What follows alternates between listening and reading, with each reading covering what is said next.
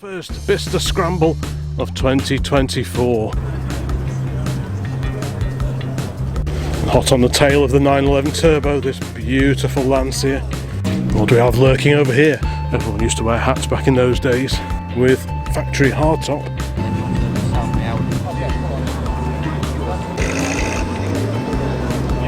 Very bonny little Saab 96 V4 here. That's a very neat little car. When did you last see SO tyres? Bit of a project for someone there, I think.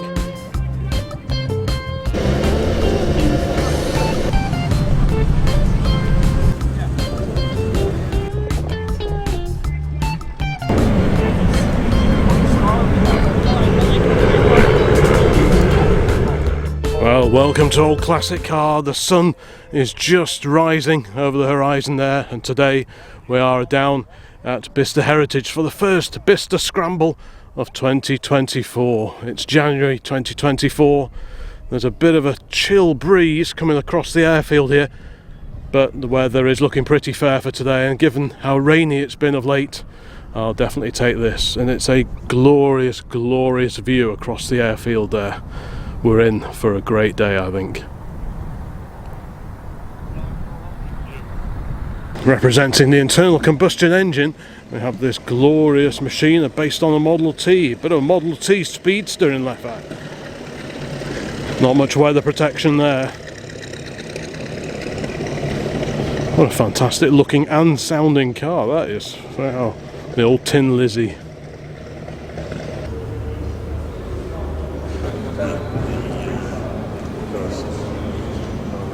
Very fruity sounding MGA. A twin cam MGA no less. That's a bit of a rarity.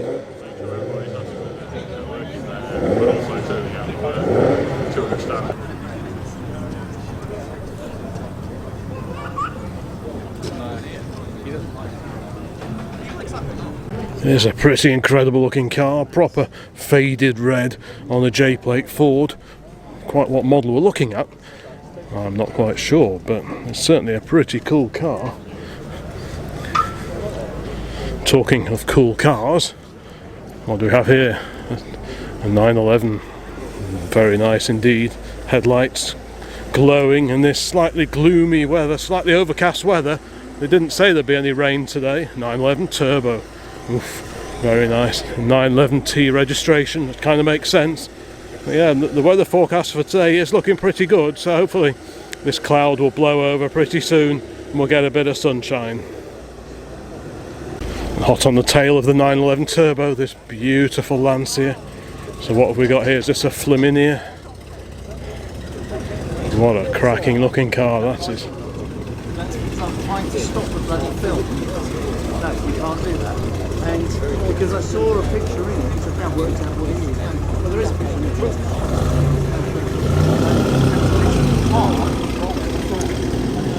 it. Back to American cars for a moment, and we have this Chevrolet El Camino, unless I'm very much mistaken, which often happens. Bit of a low-rider look on this particular vehicle. And over here, a Ford, a fleet-side Ford, on an H-plate, about 1970. Fleet-side because it's flat along the side. You got the step sides, which have the very pronounced separate rear wings or fenders. Look at the size of the load bay in this. What a huge... You could get several nice motorbikes in there. That would look fantastic. And what do we have here? 66 Chevrolet. Again, lowered, dropped down, presumably on air suspension perhaps. Well, I think this is probably the one for me out of this little collection. Fantastic, on a 65 registration Ford. That just looks great. Proper oily ragger, custom cab. Wow, the Ford 100. That's a nice looking old truck. I like the wheels as well, slightly wider than standard, but they just look dead right on a little old pickup truck like this. Yeah, that's pretty groovy. And again, a huge load bay in this fantastic old pickup truck. And a bit more along here. Not quite sure what we've got along here. Another Chevy. And a Camaro over here. An IROC Z Camaro. And a mighty Chrysler. What an incredible looking car. This is the Chrysler New Yorker, no less. That is incredible looking car, isn't it? 4 doors. Probably makes it quite rare, because I think 2 doors are, for so long, were the cars that people were looking out for, the 2-door coupes or coupe type styling. But the more doors, I quite like the... Generally speaking, I tend to prefer the proportion of 4-door cars compared to their 2-door brothers. So what have we got here? Pennsylvania plate, 1957 Chrysler. So there you go, it's a 57 Chrysler New Yorker. Is this a bit of information? Oh, it's for sale. Pillarless hardtop 6.4 litre Hemi V8. There's all the blurb. Very original car, 2 owners, lots of bills and history. 25,950, and there you go. What's that over there? Is that a Samson?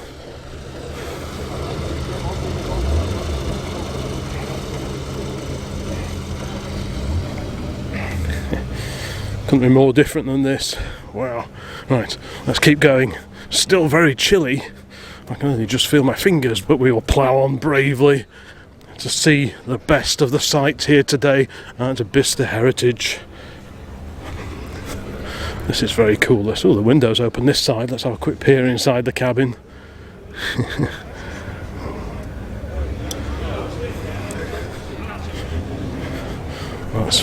That is quite some engine. Good grief. Bit of a wolf in sheep's clothing, this one, I think.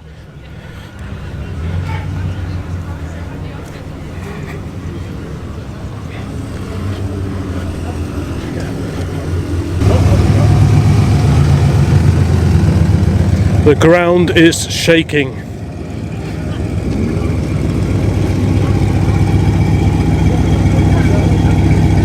It's a bright yellow Honda NSX over there, and we like our yellow cars here at All Classic Car. But this is a car that's caught my eye. It's subtly resto modded, I think. 911. Well, I'm assuming it's a 911 on a J plate, so it probably is. Let's see if there's any clues around the back. Probably not. But either way, what a cracking looking car that is, and I bet that sounds really nice. Air-cooled engine hung out the back. That just looks such a clean design, isn't it? No unnecessary ornamentation, just taut, great lines, nothing there that doesn't need to be there, and it's all the better for it, in my opinion. Absolutely lovely.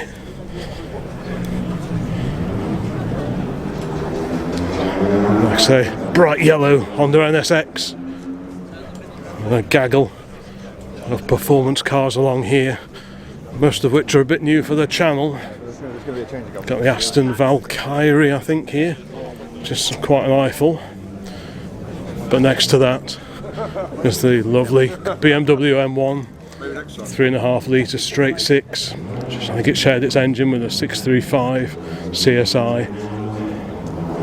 Yeah, but it was that colour. Really distinctive wheels on these cars as well.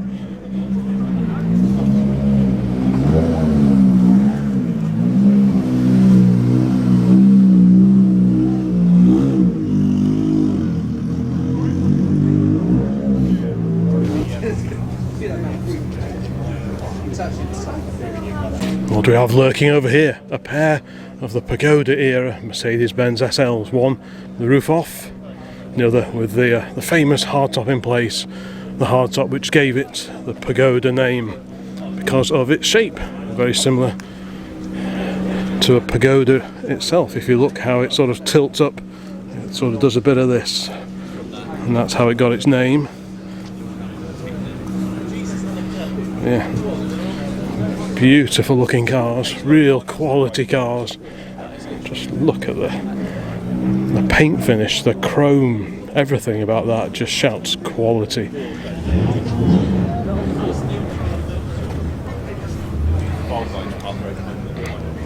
And the huge glass house, just look how tall the windows are.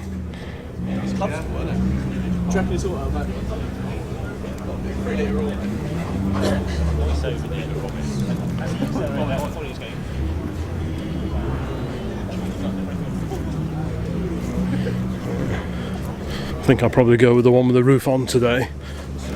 But yeah, just look at the quality of all these plated pieces here. Mercs really did know how to produce a quality car back in those days.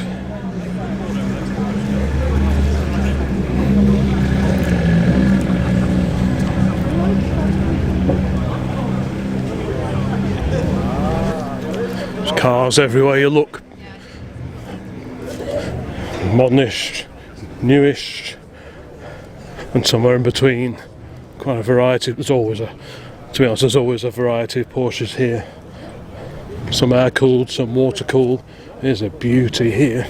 This one's on a K plate, so about 1971 or thereabouts. Beautiful blue metallic as well. What a fantastic looking car. 911T.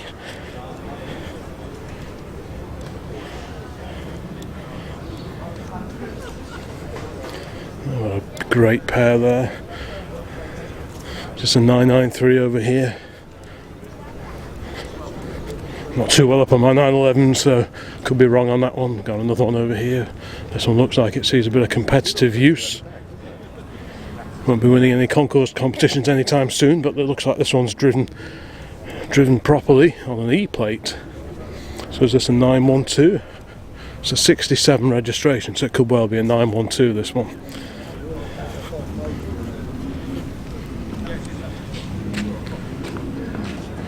It's such a great setting for an event like this. The old wartime hangars and buildings, most of which are listed, the buildings here.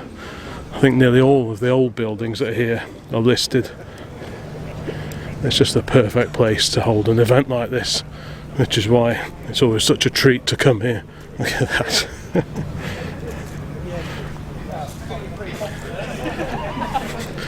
We've got a 90s Alpha here, a little hatchback, about 1998 I would have thought. Such is the variety of vehicles here. And a little 126, is this one of the, is it a Fiat or is it one of the Polish built cars? It's got Fiat badging on it, but it's on an E plate, so sort of late 80s, something like that. Either way, great little car. Engine hung out the back. The later ones had a full hatchback. So yeah, that's quite a groovy little car, that is. Remember a neighbour of ours had one of these, totally standard one, back in the 1970s. The Spree.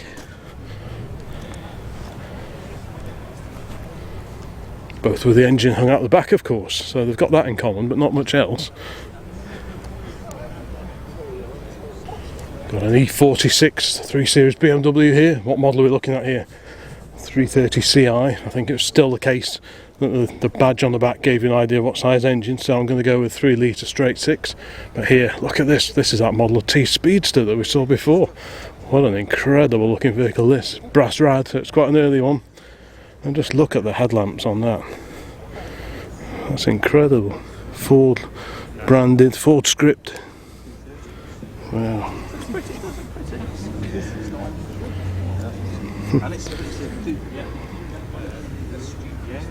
Made in Columbus, Ohio. Check out the lenses on that. What bonkers lenses they are as well. Leather strap holding the bonnet down. Very, very close to the engine. Wow.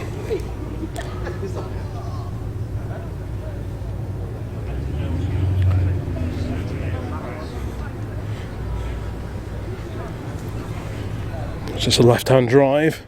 Once these were assembled, they were also assembled at Trafford Park in Manchester, in which case the cars were right-hand drive. But this has obviously been imported at some point in its life, but this stripped away bodywork really gives you an idea of just how simple the chassis were on these. You've got the transverse leaf spring, which was a feature of Ford's for literally decades. Even our V8 Pilot, which is 1950, still has a transverse leaf spring. Very similar arrangement really. And even the sit up and beg Ford Pops, the 103Es, right up until about 1959 had this very simple but seemed to be pretty effective suspension system. most cars by the 1950s, I mean this is obviously 1920s or maybe even earlier than that, most cars, if they had leaf sprung suspension, they would have the springs going fore and aft, one either side. But yeah, Ford stuck with the transverse leaf springs for many, many years indeed. Same at the front as well.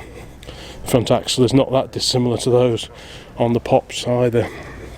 Obviously a lot wider on the Model T compared to a Pop or a Prefect, that kind of thing. No brakes either at this point in time, no brakes on the front anyway. Sometimes you see a cog attached to the inside of the wheel, and that's usually like a speedo drive, but this one hasn't got that as far as I can see. But yeah, what a great car that is. That must wake you up on a chilly Sunday morning driving that anyway. But yeah, it's great to see that today here at Bicester. Yeah, that is pretty cool. And we've got lots more modern sporty cars here. But what do we see over here? Two examples of the Austin Healey Sprite. If we start over here, this is the factory spec Austin Healey Sprite, or usually called the Frog Eye Sprite here in the UK, and the Bug Eye Sprite in America and probably elsewhere. But yeah, that's the standard factory car. Real cracking little car. A-series powered twin carburetors. They did change in capacity throughout production, I think. The early ones were 948, very similar engine really to that in the A35, just sort of slightly tweaked a bit, and it's a lighter car, went just that a little bit quicker, but it's never going to set the road on fire. But just a lot of fun, great little two-seater sports car of the late 1950s. Next to it we've got the Sebring Sprite, the rebodied example of the Sprite, very much with competition in mind. What a great looking little car that is, totally different bodywork. Still with a lift up front end, but very, very different shape. Very similar under the skin, I would have thought, but a lot more aerodynamic, a lot swoopier coachwork. You've got the roof fared in, so there's no option of having open top motoring with the Sebring Sprite, but like I said, this was very much with competition in mind. And yeah, what a great looking car. It's got one of the quick release fuel filler caps as well, which is always a nice thing to see. The Midlife Crisis Car Club. That sounds like a club I need to be a member of. Yeah, what a great pair.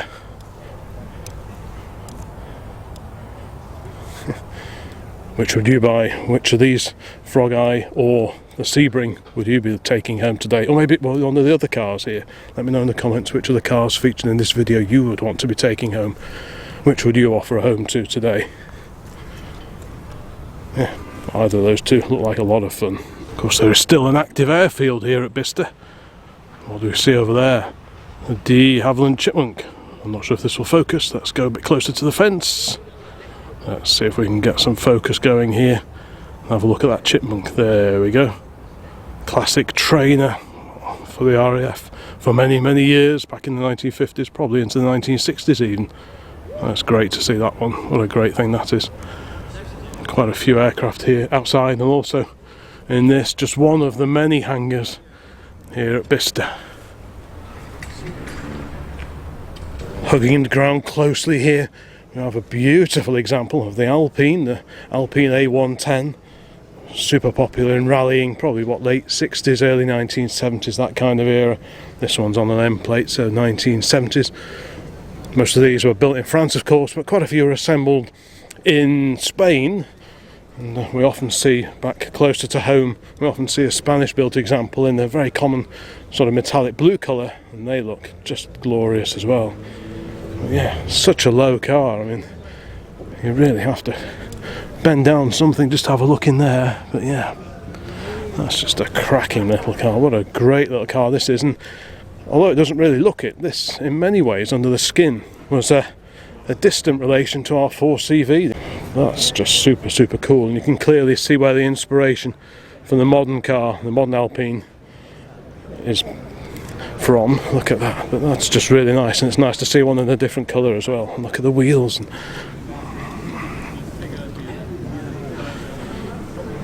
I do like those a lot. Obviously, as this is a classic car channel, we will be prioritising the classic cars here today at Bicester, and the vintage cars as well. But there are loads of later cars as well, modern classics, retro cars, and magnificent machines, including this glorious vintage Bentley. That is just incredible. What a beautiful looking car that is. I think so far, I think this is maybe the one that I would head home in if I had the choice of any car so far. I mean, there's been quite a few contenders, but there's a lot to be said for this beautiful Bentley.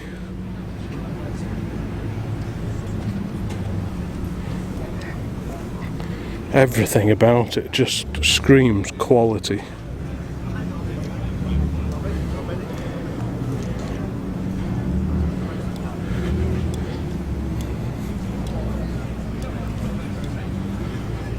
Everywhere you look, beautiful nickel plated fixtures and fittings, the door handles, even the door handles have got a beautiful curve on them, so they're comfortable to grab. The window surrounds, all nickel plated. Beautiful wooden dashboard there, and the door cappings. Even the original mirror plate there, showing its age, but perfect. You can see you've got a removable roof section at the front as well.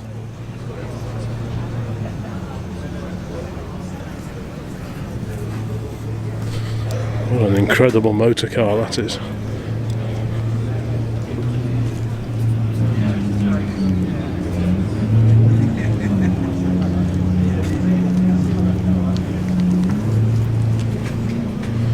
Yep, well, I think that will do very, very nicely. I might have to make a bit of room in the garage for that one, but I think it would be worth the sacrifice somehow. Now, this Land Rover looks like it's got a story to tell. Bit of a giveaway of those jerry cans hung off the front, and on the side, the Oxford and Cambridge expedition to South America, it says. And I can see an information sheet in the windscreen, which is always good news. Always gets me out of trouble at shows like this. Let's go and have a quick look, see what it says. Series 188, 1955. It's been painted to represent a vehicle used in the 1957 Oxford and Cambridge South American expedition.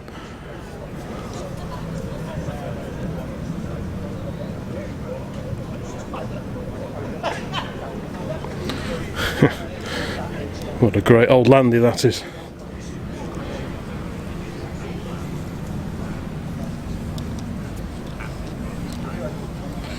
And over here, by complete contrast, Austin 7. That's nice.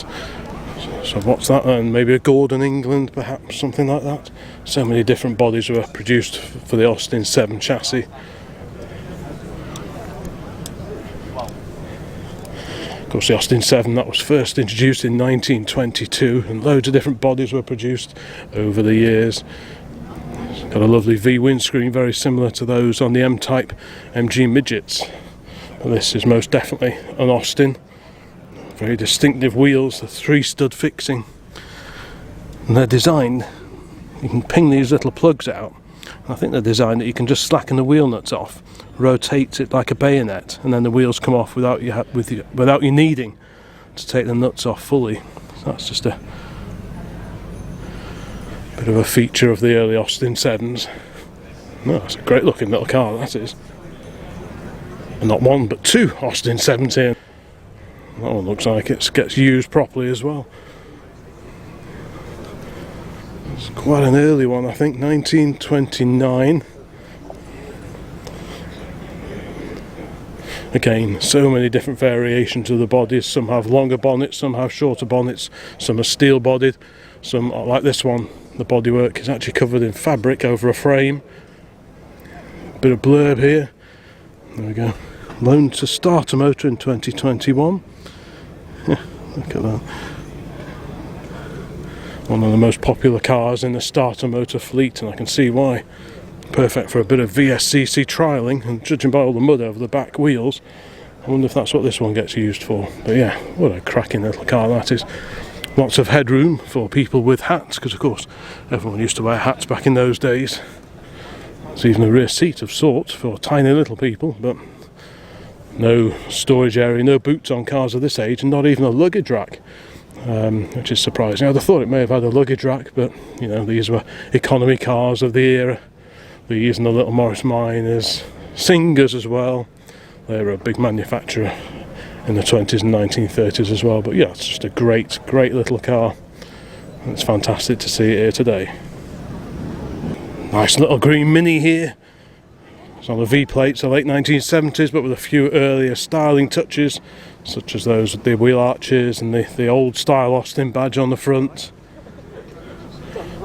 And the very sporty door mirrors as well. I like the look of those.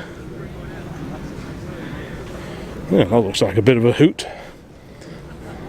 And of course, Mark 1 MX-5s will always find favour.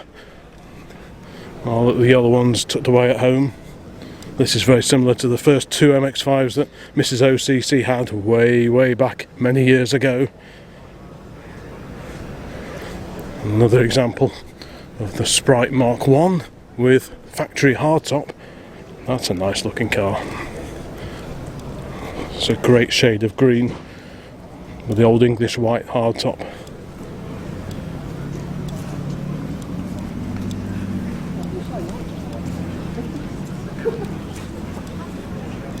The old Lucas fog lamps on the front there are the SFT 476. I think these were, I'm not sure if it says on them. I'm pretty sure that's what they are. Yeah. Looks like it does a little bit of historic rallying perhaps.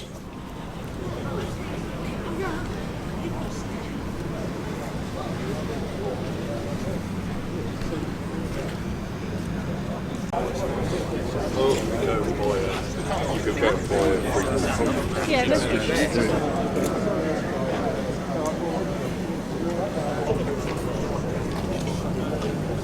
TVR 350i here. Rover V8 power, of course. In these we get quite a good turnout of these, usually at the Combermere meets that we go to in the warmer months of the year. Yeah, always good to see one of these 1980s wedge TVRs here. Look at the size of the exhaust on that, but that sounds nice. Yeah. Built up in Blackpool, of course, fiberglass bodywork. Quite a wild looking car. Let's keep going over here, see what else we can spot. TT. So I was in the middle. And what's this Alfa Romeo over here? This looks pretty purposeful. No.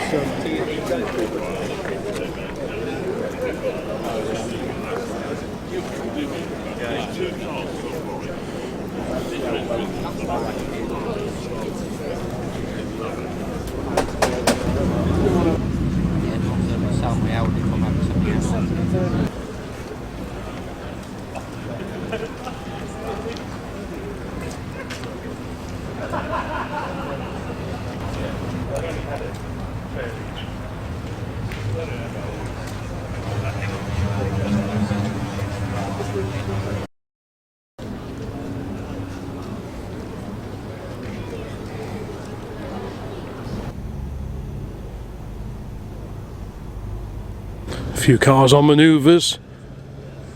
Modified MG, is that MGB or has it got the V8 in it perhaps? Certainly sounds quite burbly. There's Porsche behind that. And a later Mercedes SL behind that. It's one of the 107 era cars, I think that is. Or is it the SLC? No, it's definitely the SL. There's a Fiat 124 Spider here. We're heading over to sort of the rally area. Hence, yeah, quite a gathering of rally prepared cars over here. Let's kind of have a quick shufty. That's the glorious Abarth modified Fiat 124. We've got a Mark 1 Ford Escort over here, early 1970s, an RS 1600 I think this is. That's a Mexico, this one. They all look pretty similar from a distance. And a Cooper S, a Morris Cooper S. Very nice too, Mark 2.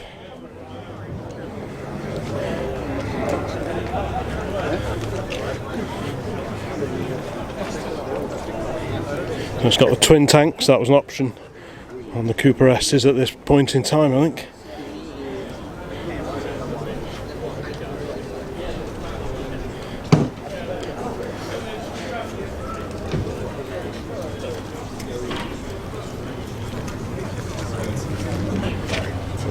MGA, slightly modified grille. Every other bar in the grille has been cut out for extra cooling, and again matching pair of Lucas lamps on the front.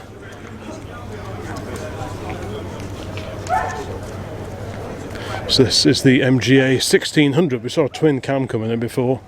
A louvered bonnet, so a bit of extra cooling as well. Talking of extra cooling, we've got the A35 van roof vent, just for a bit of added ventilation for the driver and co-driver. Tucked away in this, it's quite a compact cabin in these cars. This is the fixed head coupe version of the MGA. Of course you had the Roadsters as well, but I guess if you're doing a long distance rally in all weathers, having a fixed roof over your head is probably quite a nice idea. All the timing gear there on the dash. Yeah, it's all quite cosy, but once you're in, you're in.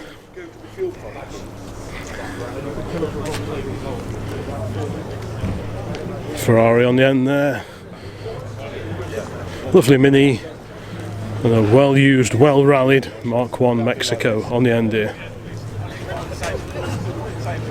What do we have on the end here? Oh, one of my favourite cars of the 1970s, the BMW 3 litre CSL, the E9 Series Coupe. There's one handsome son of a gun, usually finished in very 1970s colours, just like this one here.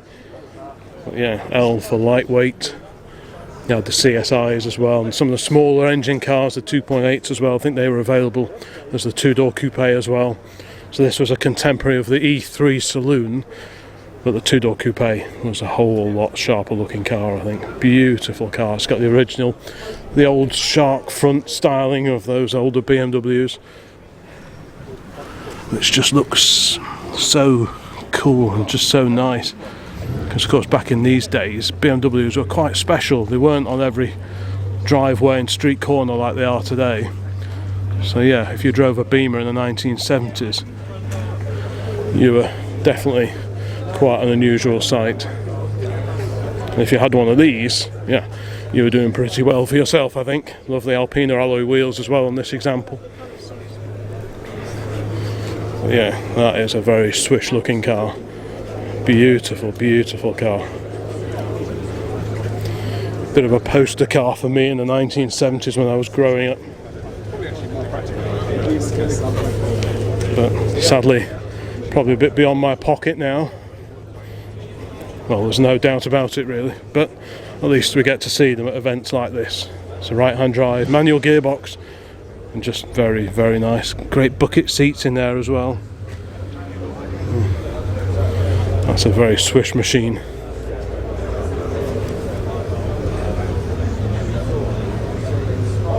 Of course, there are reminders of Bicester's military wartime past everywhere you look. This is the entrance to what would have been, I think, one of the underground bunkers.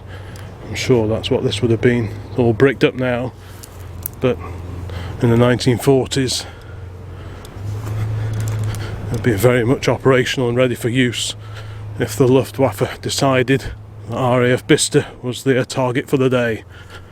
What do we have over here? Parked round the back of the Hero ERA building. Let's have a quick scoot round here. It's always worth going off-piste slightly at events like this. I was going to go in here, I might go in here later, but my boots are so muddy I don't want to get the carpet grubby. There's a lovely E-Type there. A 356 Cabriolet. And how about this? Shadow 1 with later wheels. Yeah. That's rather nice, isn't it? So what are those wheels off? A later Corniche perhaps? I've seen them before somewhere. No rear bumper on it either. Shadow 1. I wonder if that's a later badge, because when the Shadow 1s were out, they wouldn't have known, would they, that there were going to be a Shadow 1, or that there would be a Shadow 2 along later. You'd have thought it just said Silver Shadow rather than Silver Shadow 1. So I wonder if they issued those badges a little bit later. I'm not quite sure. If that's how they were badged, they knew from the beginning that there would be a Shadow 2 along later. But either way, nice looking car. And again, the entrance to another bunker. And once again, I think it's used as a wood store, this one. Probably can't quite see too much in here, but you can see the concrete construction.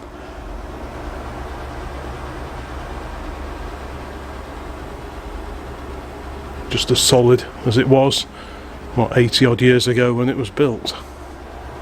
Anyway, let's carry on our look around. Yeah, very nice rolls.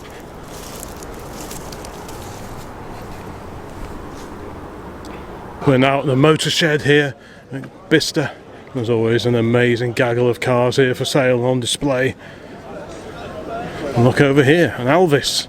If you're a regular on the channel, you may have spotted a video I did looking at an incredible collection of Elvis TD21s and TE21s very, very recently, so check that out if you haven't seen it yet. And this one looks delightfully dusty, as if it's been found somewhere and recently extricated from long-term storage. JZI.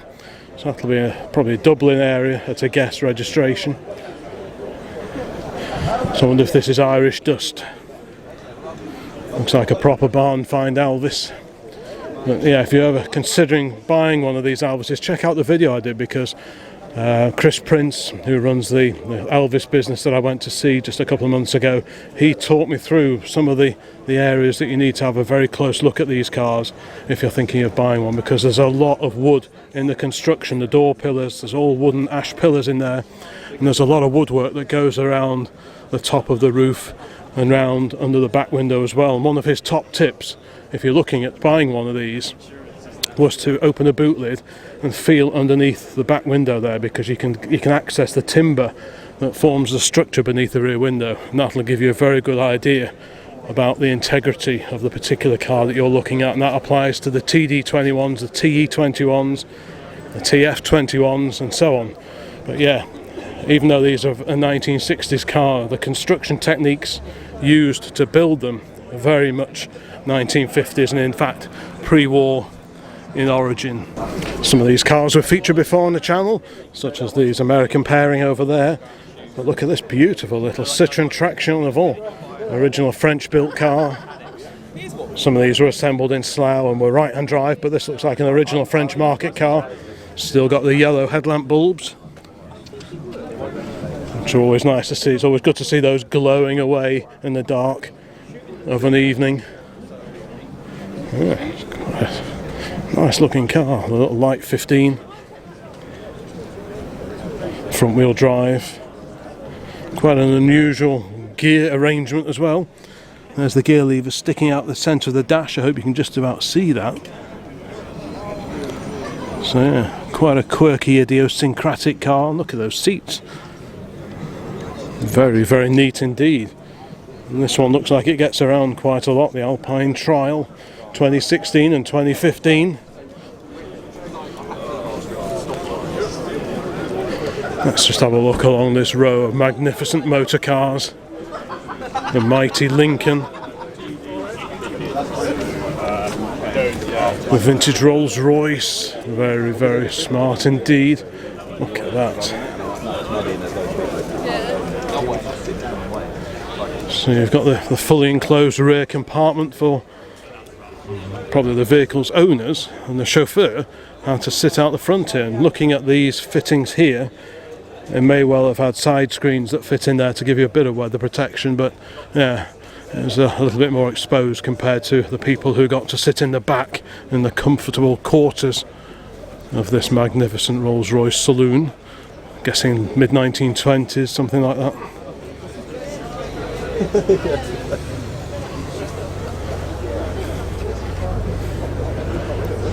There are Porsche manoeuvres.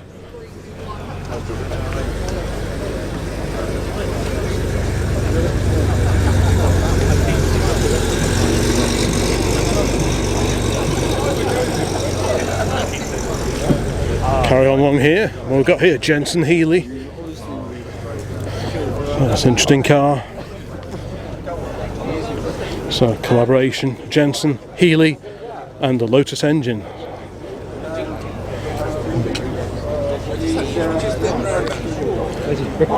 Quite an interesting car, an interesting alternative I suppose to an MGB or a car like that. But look at this, a mighty Hudson That's a bit of me, that is. Yeah, I would. Not exactly for the shy and retiring, but what a magnificent car that is. Just imagine Clark Gable or someone of that era clambering elegantly out of this magnificent car. Look at this. So it's all very comfortable in the front here for the driver and front seat passenger. And then all the way back over here, so you've got this huge panel, and all the way back over here you've got the rear seat accommodation, complete with, well, in the UK this would be called an Oster screen, I think, a separate rear screen for the rear seat passengers, just to protect them a bit from the wind, from driving along, because it does get quite buffety in the back of a big Tourer usually. Anyone who's been in the back of our old Dodge that we had, the 24 Dodge, will know exactly what I'm talking about. They do get quite breezy in there. Mrs. OCC refused to go in the back of it after a while because it was so breezy. There's that great little Jensen Healey, such a 70s colour that is, very similar to Dad's MGB in colour. 911 Carrera's still moving around. Of course, there was also the Jensen GT, which was like the shooting brake version of the Jensen Healey. Those are a bit of a rarity now as well, but none of them exactly common now. They didn't have a great reputation for reliability in the 1970s, but as an alternative to a Lotus, or like I say, an MG or Triumph maybe one of these would be worth considering. And talking of MG, we've got an MGC GT. Very nice indeed. 3 litre straight 6 engine shoehorned under that bonnet. An aluminium bonnet with the hump in the middle, that's the giveaway that we're looking at the MGC.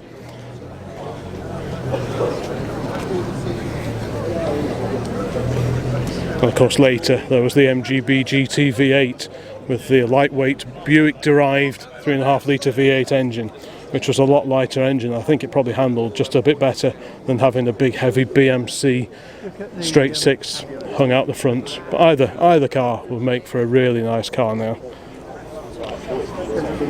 And what do we have here? A big Cadillac, a V8 Cadillac, a Lagonda.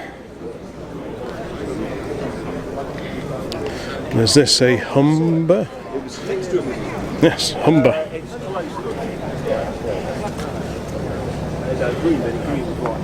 I do like a nice vintage saloon. Yeah, this would do me very nicely. Look at that rear compartment in there, complete with a partition there. Beautiful cloth interior.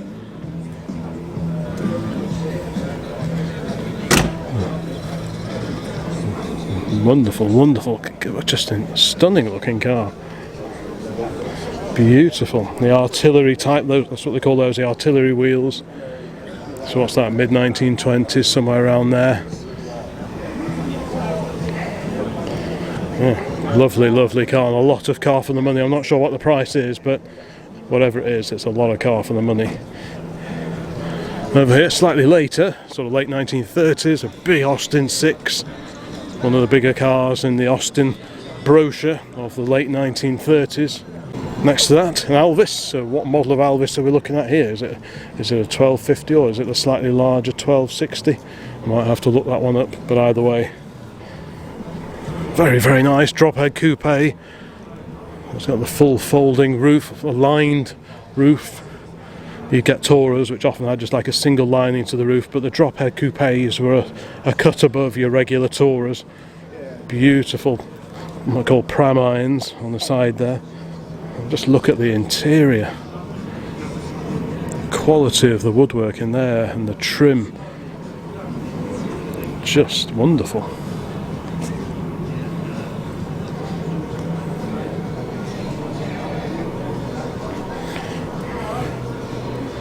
Let's go and have a look inside the motor shed, see what gems are for sale in there. But yeah, I'm quite taken with that big Humber.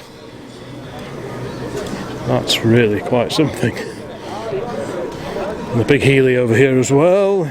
Very popular in rallying then and now. Big 3 litre engine, of course. But yeah, let's not get distracted. Let's go and have a look inside here. Looks like there's some books for sale as well. Anything we need.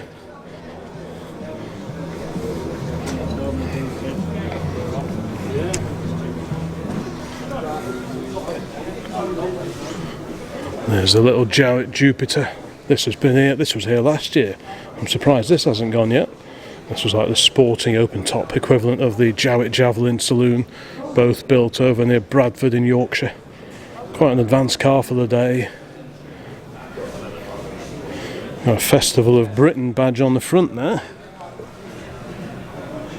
Who remembers the Festival of Britain in 1951? Great. Looks like my kind of workshop, this actually. A few goodies, some nice old oil pourers on the top there. I'm sure Harley's clocked those. I'm sure he will have spotted those by now. Another Alvis. A couple of Renaults over there.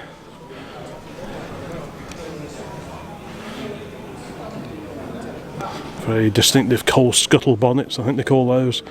You can see the louvers just back there because the radiator is behind the engine. You can see the radiator filler on the top there, and presumably that's the fuel filler near the windscreen. Yeah, very, very distinctive cars. Now, what model is it? Is it the NN? I could be wrong, let me know in the comments, but that's the model that springs to mind whenever I see these smaller coal scuttle fronted Renaults. But either way, really, really cool looking cars, as is this beautiful single seater. I know where that would look good.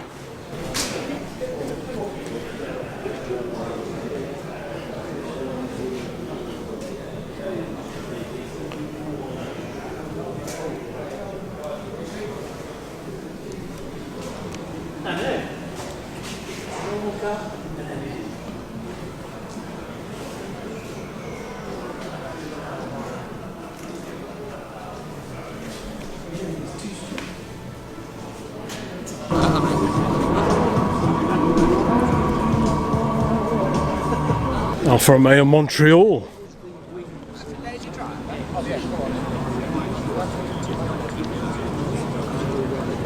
Alright, let's keep going. E-Type here, fixed head coupe, Series 1. Very nice indeed. Aston Martin. Oh, and what do we have here? A Dodge Tourer. Wowzers. Regulars to the channel will remember until not long ago we had a 1924 Dodge Brothers Tourer, very, very similar to this. Looking at the shape of the scuttle, I think this one is a little bit earlier, about 1920 or 22, somewhere around about there. But yeah, mechanically this will be exactly the same as the car we had. 3.5 litre or thereabouts, 4-cylinder engine, very, very torquey engine. Let's have a look, see if there's any brakes on the front. No, just like ours, no brakes on the front. It's a left-hand drive, so it's an American market. Very, very nice. It'll have brakes on the back, none on the front. It's a left hooker, so it's an American market car. Yeah, it all looks very, very familiar. I'm sure it sounds very, very similar to ours as well.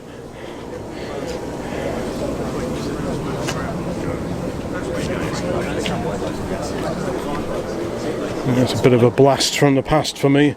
Mine had the wooden spoked wheels. Now usually I associate those solid wheels with slightly later examples than 1924, but you never quite know. But yeah, certainly early 1920s. I wonder if the pedal's in the wrong order, and that's interesting because mine had a centre throttle. For this one, the throttle is on the right, the accelerator pedal is on the right hand side. So maybe it's been updated, or maybe it was different in America possibly, because mine was an Australia market car, so maybe there were differences like that. Because the coachwork on mine, the main body on mine was actually built in Australia. It was sent over as a kit of parts, the wings, chassis, running gear, and the bonnet and the radiator. And then the main bit that you sat in was bodied locally by a coach builder in Australia. This, I'm assuming, is probably an original Dodge body, but I could well be wrong, let me know if I am. But in style and overall shape, and I'm sure in the driving of it, to be virtually identical to ours.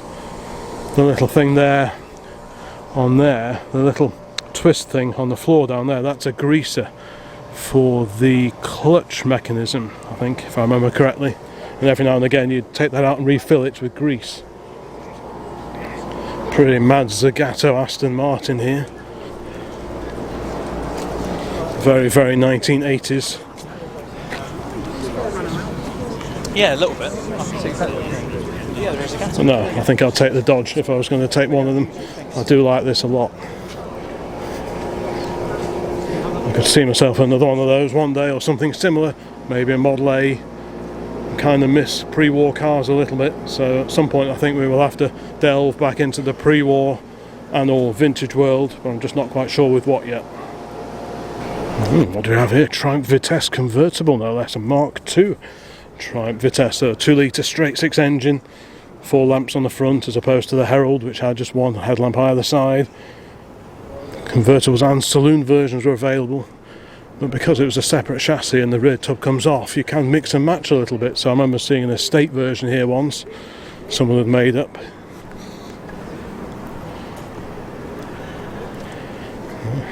Quite cool. So the Mark II that had the Rotaflex rear suspension, which did something, went some way to taming the slightly wayward handling characteristics of the Herald, and even more so the Vitesse with that much heavier engine hung at the front. So this had what they call the Rotaflex back end, which was shared with the Mark II Triumph GT6, which is the contemporary of this car, of course, and the early Mark III GT6 also had the Rotaflex back end. Then they went to a slightly cheaper, simpler setup on the GT6s, but all the late Vitesses had the Rotaflex rear end. Yeah, nice car, very nice. These always sound fantastic. All 2 litre cars, these late Vitesses. The early Vitesse 6 had the 1600cc version of Triumph's famous straight 6 engine. This and all the Mark IIs were 2 litres. Very smart cars, sound fantastic, and they go along very well indeed, especially with the overdrive gearbox fitted. Over here next to the Audi R8 we have quite an early example of the classic Range Rover, all 2 doors at this point in time, all powered by the 3.5 litre V8 when they were launched. This is on an L plate, so what's that, about 72ish, 1973 maybe. Looks super original, very original looking paint, polished through in places. 1973, unrestored, £54,950, and this could be yours. Lincoln Green. It's a Suffix B, so it's a slightly updated version of the original Suffix A, only produced for approximately 12 months. Super original, look at the paintwork on that. So this is slightly newer than mine. Yeah, to be fair, got an S124 Mercedes estate, one of the E-classes, XJS. Cars everywhere. Another Pagoda Roof SL from 1965. The modern, slightly diesely Discovery wedging itself in alongside. But yeah, what a difference. Elegance personified, the little red car. Right, let's carry on down here. A beautiful well-used Bentley. Look at that. Wow, how cool is that? That is beautiful car.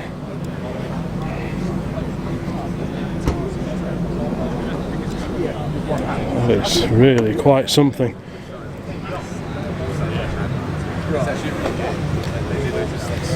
It's not seen polish in a while. I'm not much of a polisher myself. We've got an Esprit here with a Porsche there. Let's keep going around here, various Porsches. Ooh, and what do we have here? This is the Austin Gypsy. This was Austin's answer to the Land Rover. But unlike the Land Rover, these are all steel panels, so they were prone to rotting out. Quite an innovative suspension system, if I remember correctly, at least on the early Austin Gypsy. But yeah, these things rotted for England, whereas the Land Rover, they had aluminium panels, apart from the bulkhead, which was steel, but these are all steel bodywork. And as a result, they did tend to rust away quite quickly, so they don't survive very well at all. The numbers are very few and far between. But yeah, really nice to see this one here. Say Porsches, Astons down there, Caterham 7, big modern Jag. Oof, good grief. This is made by the same company that brought you that 3 litre CSL we were looking at just a few minutes ago. Right, okay. That's back to Porsches, Beamers. Look at this. Is this a Fiat or a Seat? Fiat Panda, There was the Seat versions as well, Spanish built. I'm guessing this is a Fiat, a country club. It's a four-wheel drive. Yeah, it is a 4x4. These are really popular now. Milli Amelia sticker on it. Bugatti Owners Club member, 2016. So I wonder what that shares the garage with. And look at this here. What do we have alongside the plucky little Fiat? A Riley plate on there for the 2023 Flying Scotsman event. That is a stunning car, that is. We've got a Riley Sprite, I think this is alongside. This is a regular here at Bicester. Super original car. Proper oily rag job. And we do approve of oily rag and very, very original cars because they're only original ones. And that paint has been on there a very long time indeed, even if it's not the original paint, which I don't think it is. That must have been put on, what, in the 1940s or 1950s perhaps. There's a little bit of green paint here, so maybe the green is the original colour.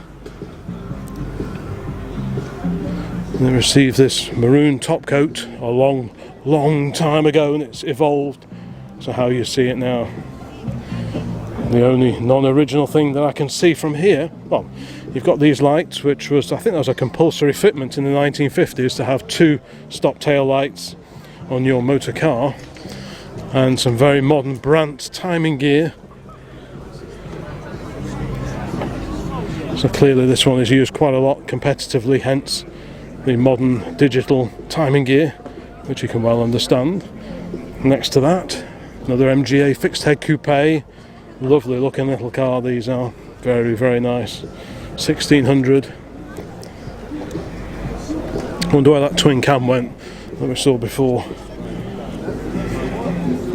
This is a really quite a late example of the MGA. The MGA was the replacement for the MGTF, and the MGA itself was replaced by the MGB, which had very similar running gear, the B series engine, slightly larger in the B, of course, that was 1800cc. The last of these were 1600cc, still B series with the twin carburetors, but you can see the recessed grille, that marks this one out as a fairly late example of the MGA. Most MGAs, you see the grille bars go all the way to the front.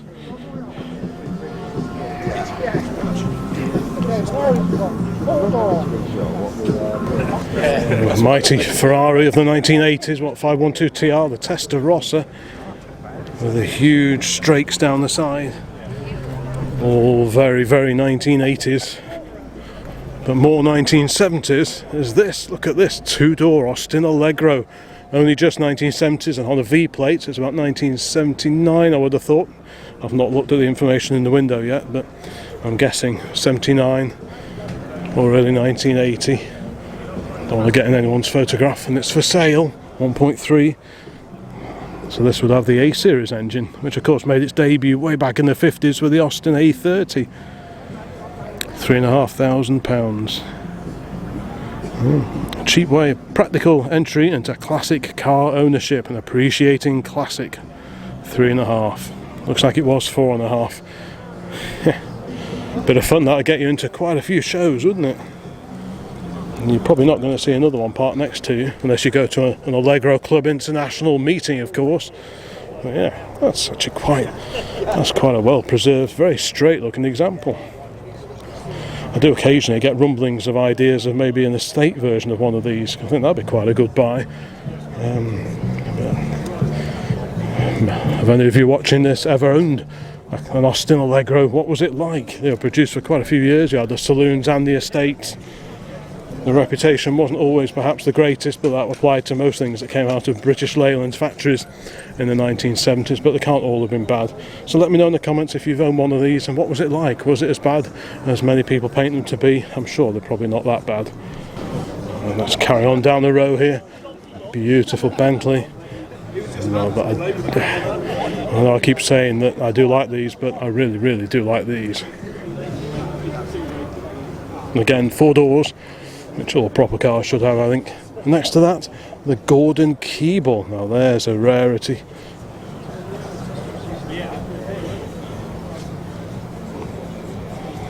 Some nice badges on the front as well. Look at these. Motorsport badge, RAC.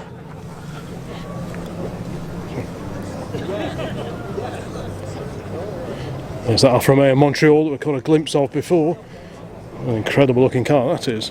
If you saw the Llangollen Motor Museum video that I did not that long ago, there was one of those in there. It's definitely a museum worth visiting. And also the 1950s museum near Denby, which I also did a bit of a video on not that long ago. Both well worth a visit, and during the course of your day, if you visit both of them in one day, you will see an example of one of these Alfa Romeo Montreals, and they're few and far between, especially in this country. Incredible looking car. I remember these from my Top Trumps card game set back in the 1970s, which I probably still got somewhere. And it was many years before I actually saw one in the metal. Really distinctive, amazing looking car, I think. And these Gordon Keebles are pretty handsome as well. Sadly, this Bentley has lost its original propulsion. I see an electric car hookup point there. So sadly, this one, well, it's been changed. But yeah. Great Porsche over there. I do like that one a lot. What do we have here? Another XK, fixed head XK. Is it a 140?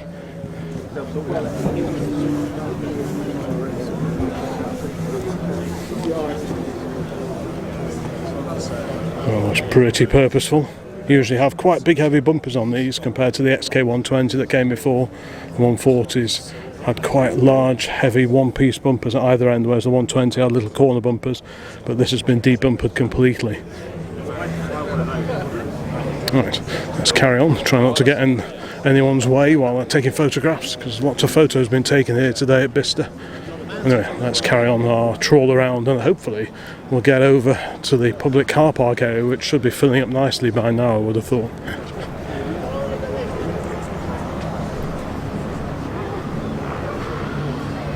Let's sneak through here. There are a lot of eateries through here, but there are also usually quite a few old cars. Let's see what we can find. Heavens, that's low.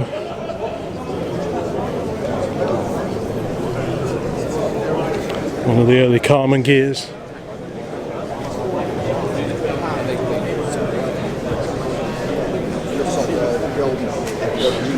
Certainly a lot more people around here. Porsche corner.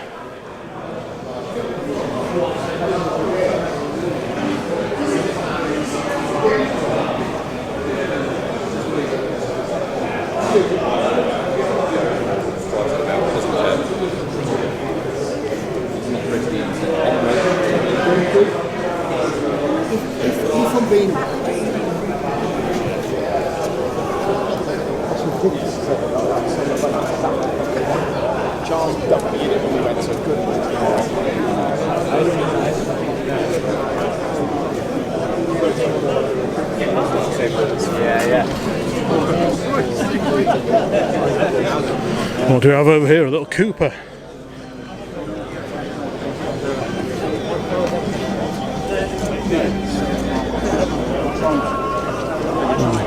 There's a motorcycle engine tucked away in there.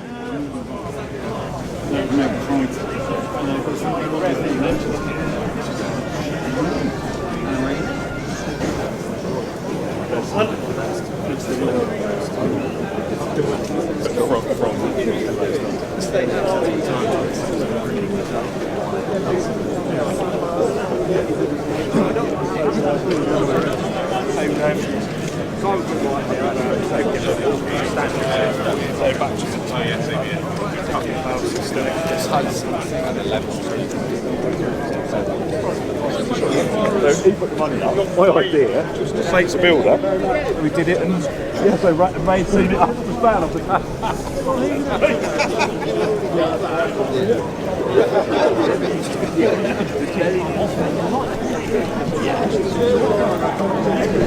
Many J40 pedal cars.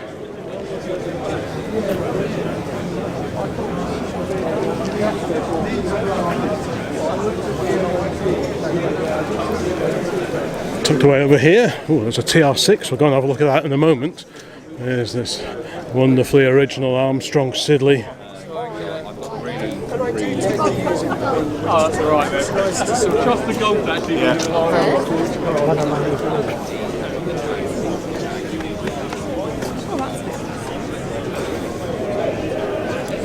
November 62 tax disc in the window.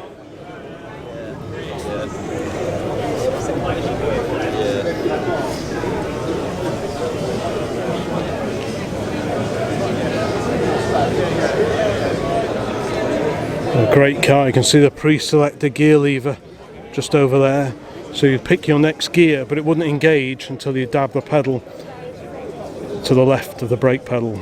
So you could be approaching a corner, change down on the pre-selector, and with both hands on the wheel just dab the pedal on the left when you want the gear to engage. So it's all quite clever, very similar to the systems on contemporary Rileys, Lanchesters, that kind of thing.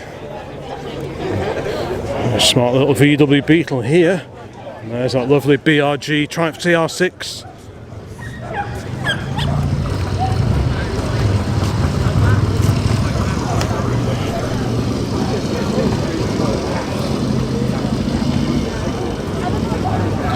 Ford Model A Tourer, complete with bottle opener on the front, of course. Grey Fergie, the whole lineup of vehicles involved with the Starter Motor charity, which is designed to encourage young people to get into and get interested in old cars, vintage cars, classic cars, retro cars, and so on. And these vehicles are used at events throughout the year to help promote Starter Motor, and that's activities here down at Bicester. There's quite a groovy, what looks like to be a re-engined Toyota Land Cruiser. These are quite neat, very 1970s design. And clearly that engine is much newer. Not quite sure what the story is with that, but certainly looks pretty meaty. Well, let's carry on down here. Escort GT40. I'll just try and include as much as I can in this particular video, just to give you an idea of what goes on at these scramble meetings down at Bicester. We've got an Austin 7 chassis here, the basis for so many different cars and home built specials. I wonder what body this one's going to receive.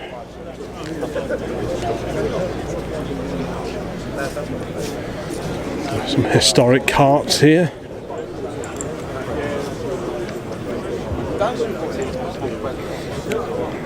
Austin 7 base race car, very reminiscent of the old twin cam races of the 1930s.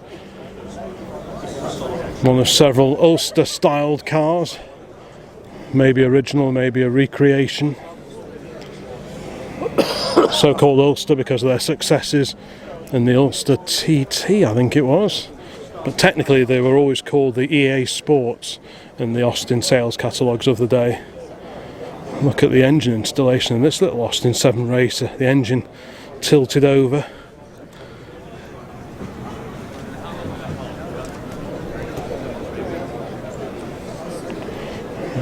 The big Tourer here looks like a Model T. You've got the trembler coils and those little wooden boxes. And they feed the HT leads there that go straight to the plugs. There's the carburettor down there.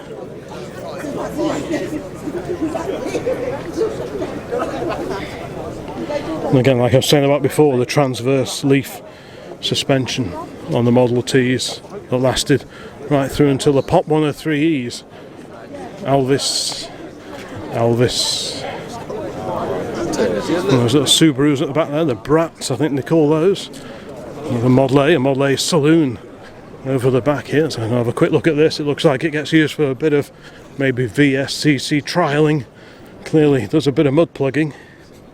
They're very well suited to it, a very torquey engine. Same engine as we had in our Model AA truck, which was from 1930, and that's probably a similar age to this car. 3.3 litre was the standard engine size. There was a smaller, slightly more tax efficient version of the engine. I think it was available here in the UK, but most of the Model A's you see are the original 3.3 litre side valve 4-cylinder engine. Very torquey unit indeed. And yeah, just perfect for a bit of VSCC trialling. Lower the tyre pressures a bit in the back and off you go. Have some bouncers sat in the back as well, just to bounce up and down on the trickier parts of any particular hill section. And chances are you'll probably do quite well. These and Austin 7s are always really popular choices in VSCC trial events.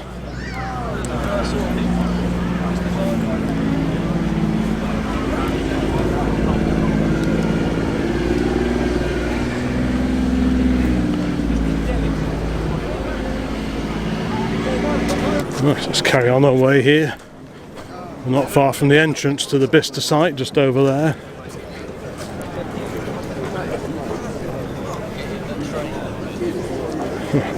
Now, what are we looking at here? I can honestly say, I'm not quite sure.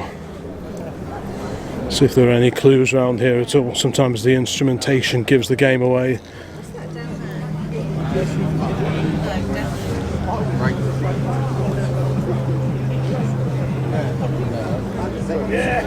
Is there a clue on the spinner, perhaps? Nope. Just French for droite, right, to make sure the spinner goes on the right side of the car, because they are handed, the spinners. Yeah, it's a lovely little French car, whatever it is. Is it another Salmson or something like that, perhaps? Answers on the postcard, please. Oh, yeah, great little car. Let's keep going over here. It's getting quite busy. So what's this here? LKV 706 is a registration. Another Armstrong Siddeley, unless I'm very much mistaken. Yeah, there we go. There's the Armstrong Siddeley, the Sphinx mascot. The famous Sphinx mascot there. A lovely car. Late 40s, early 1950s. Probably about 1952 or thereabouts. Very nice indeed. And again, probably have the pre-selected gearbox like the other one that we saw before. Oh, it's a floor change, this one. Yeah, interesting. Yeah, really cool car. You don't see many of them around. It's a much modified B.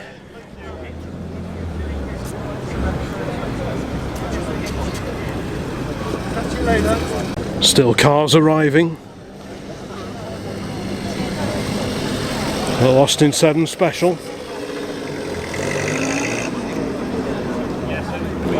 Spot of motoring royalty here, the Bugatti Ettori's finest.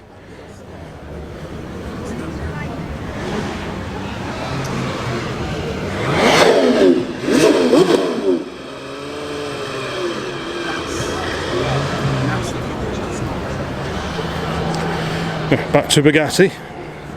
Got a groovy mascot.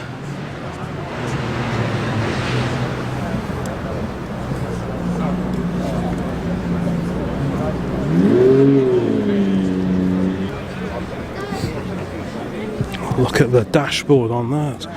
Beautifully polished dash.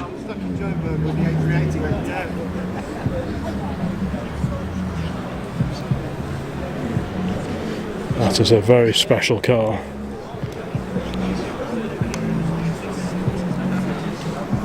Look at the exhaust pipes.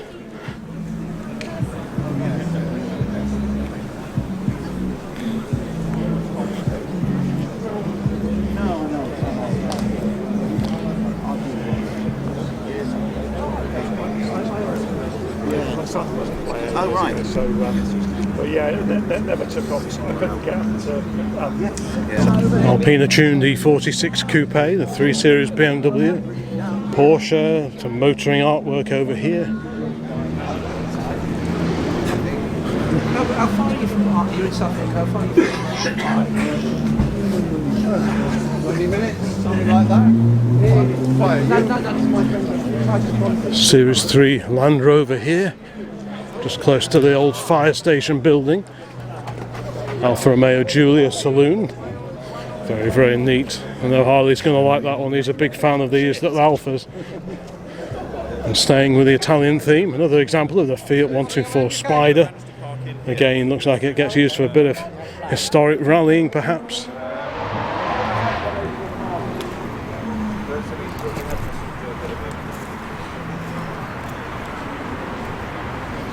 Welsh registered, this one.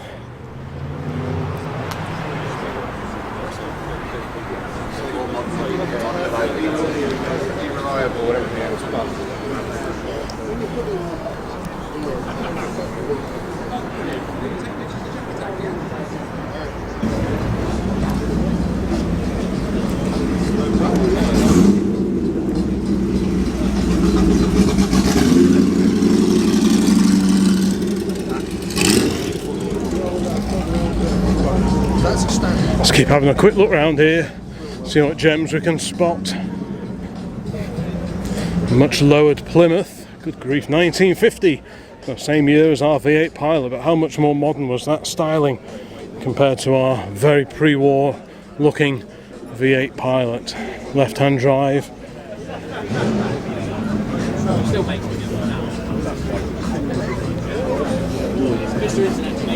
For an American car, it's actually not too huge. A Plymouth Special Deluxe.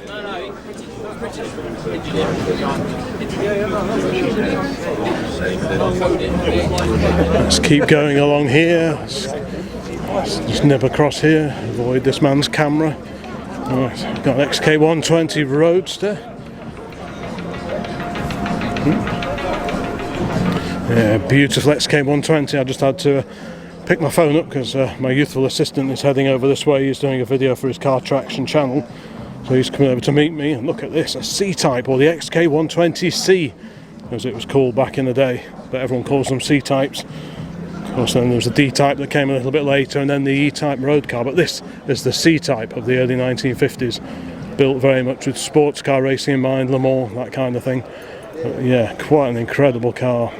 Also has the XK, the straight six XK engine under the bonnet, just like this 120.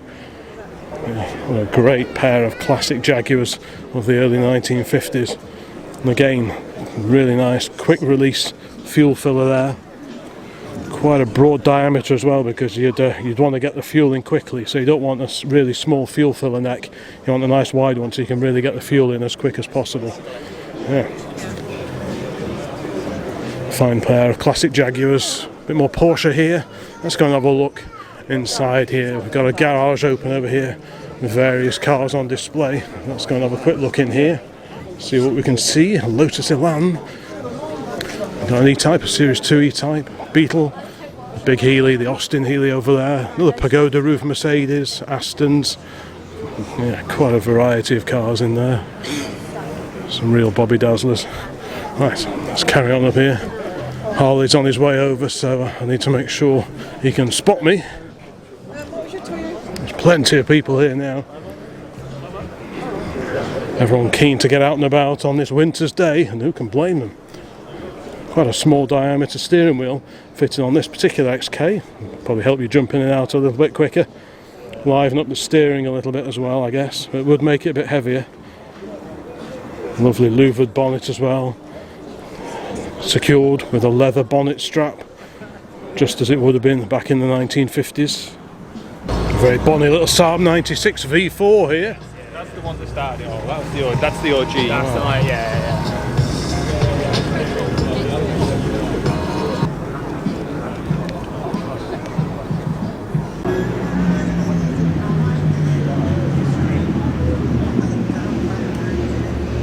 I'm joined by my youthful assistant now, and we're going to have a quick look at this magnificent Rolls Royce in the shadow here of that lovely old concrete water tower. Oh, what a swish coachwork on that. Of course, back in these days, you wouldn't just go and buy a complete car, you would order your chassis from your local Rolls Royce agent, and then you would have your chosen coach builder clothe it in whatever bodywork you wished, whether it's open or closed, 4-door, 2-door, whatever it was you wanted. And yeah, look at them, I mean, even the shape of the door handles, just look at the shape of those. Gorgeous styling, beautiful attention to detail. Little ashtrays there set into the door cappings. Just beautifully turned out cars, proper cars. Oh, there's a Mini over there, I can just see a Mini. What's that? Something pre-war?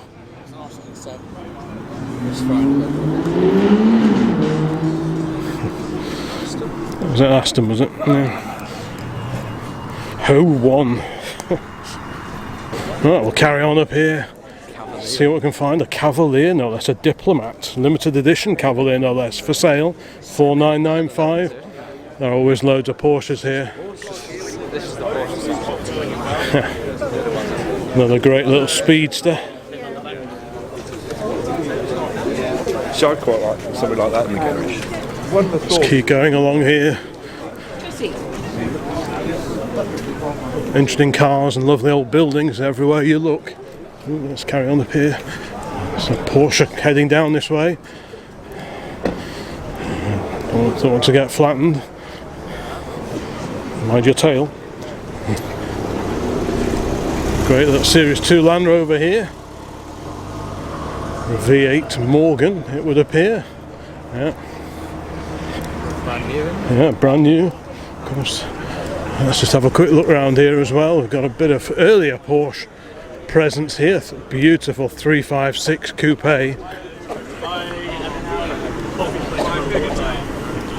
That's a handsome machine.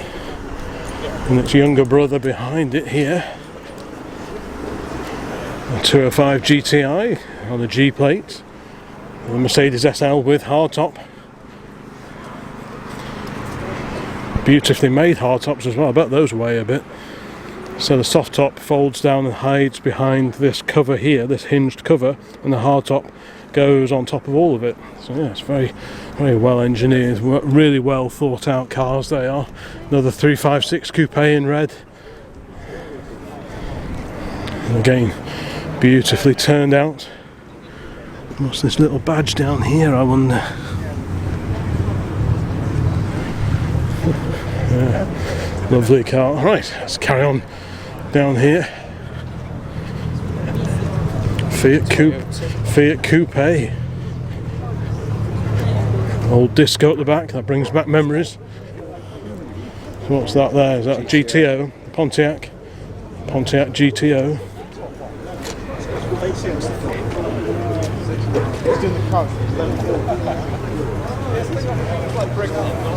It's pretty groovy. Oh yeah. Alpha 164. That's quite cool. Yeah. There's Ivan Dutton, Bugatti fiddler for many, many years and now YouTuber. So we're in good company. Right, let's carry on down here.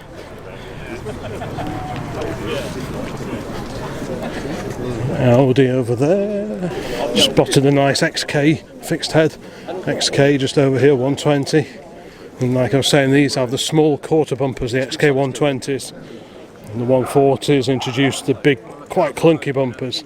So I can well understand why that 140 we saw before had them removed. There was a 140 over there and it looked like it had a Triumph gear selector. Did it? It looked like a Triumph Dolomite because it was the Oh right, yeah. Little MGA Roadster. Evo.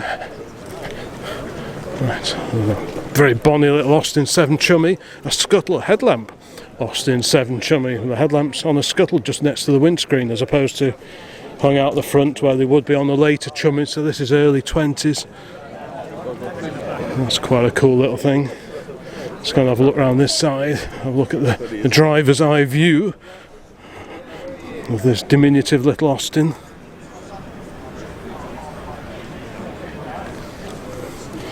It's a great little car. The very first Chummies, the line of the rear door, whereas it's sort of like a diagonal line on these, the very, very early Chummies from 1922, I think they were vertical, and then they probably extended the top of the door a bit just to give you a little bit more room for clambering in and out, especially for people in the back. What a fun little car that is though. Really, really sweet little car.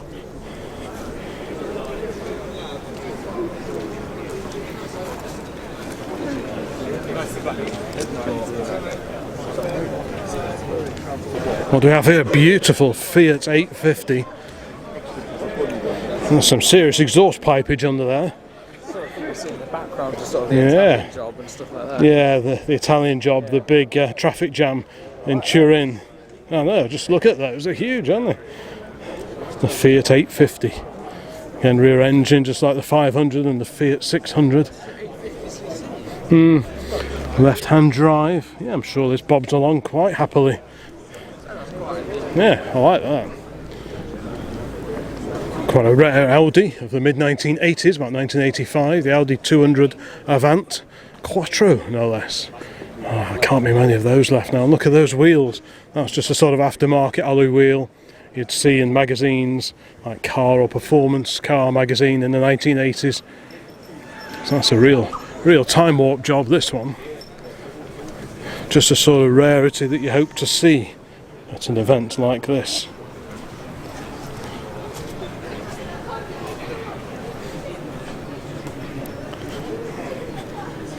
Quite a sleek car. Of course, aerodynamics was the big thing back then. Audi especially, and Ford with the Sierra made a big play of the very aerodynamic cars they were producing. The coefficient of drag, the CD figure, was often quoted in the brochures for cars like this, the Audi 200 and the Audi 100. And I wonder if these wagons were actually slightly more aerodynamic than the saloons, possibly. Yeah, very sleek car indeed. And what's this? Is this an Auto Bianchi just firing up? I think it is. It is. Yeah, it is Auto Bianchi, isn't it? Can't believe I just guessed that as well. Yes. That's a very neat little car.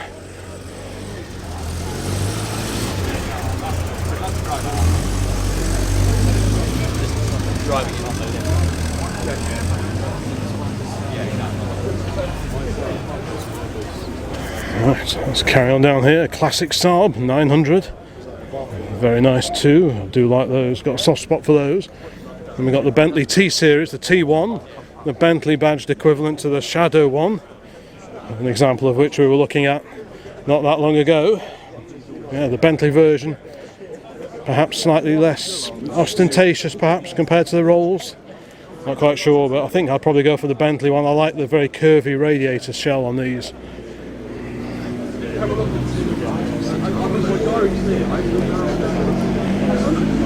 Oh, very handsome motor car. Right, let's carry on down here. An MGB GT over there. Very fast Merc estate. These look a bit different as well.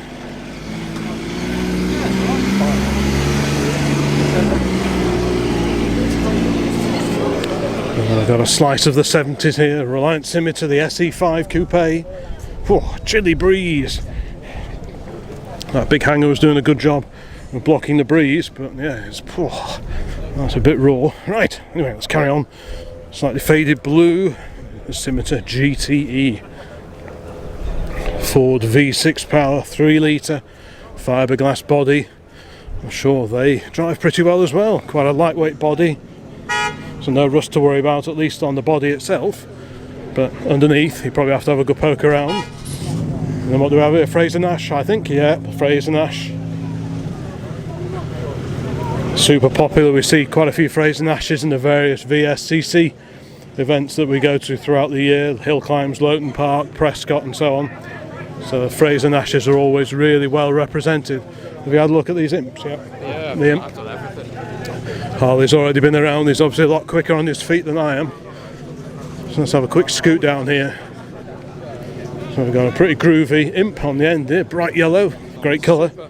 We like the colour. Yeah. And the Spridget alongside, that MG Midget Mini in the Gulf Racing colours. So what do we have here then?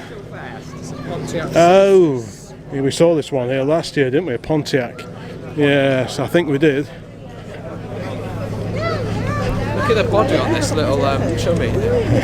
So we've got a little Austin 7 here. If I can do that, then I can. It's quite neat. Quite a few Austin 7s here today. And what do we have over here? A little Salmson. Don't know. Yeah, great. No brakes on the front, of course.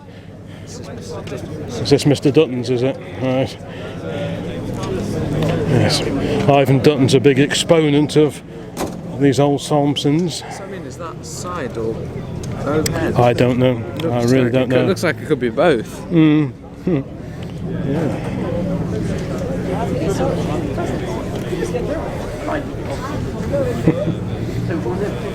low revving. Only revs to about 3. Yeah, it is, isn't it? It's a very dainty little car. A Riley 1.5 alongside that. The Morgan, of course. A couple of Rolls Royce. Look at that, the size of that. You have to climb up to get into it, don't you? It's pretty mad. That really is a pretty special car, isn't it? Straight 6. Oh, it's quite nice because this one here is a bit How curvier, sleek I is think, that? than There's a normal very, Rolls. very low roof line on Yeah, it as well. It's a bit sleeker than normal Rolls Royces, I think. Yeah, that's quite something. That low roof line is really a proper car.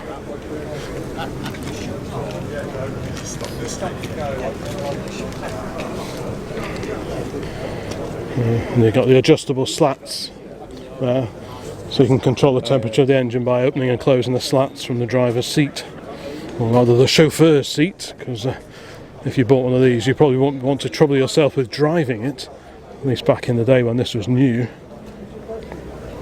And it's a very comfortable compartment for your chauffeur. It's not too bad for the owner either, sat in the back here. How magnificent is that? All your picnic tables and so on. Partition. Very, very nice indeed. And this glorious Tourer here. And over here we have the Kingsbury Racing Shop, full of beautiful vintage Bentleys. The saloon on the left is gorgeous. Is it? Hardtop. Oh This was yeah. an interesting thing. Look at the carbs on this one. Yeah. I think it's this one. Yeah, look at those carburetors. Oh, the slopers. Yeah.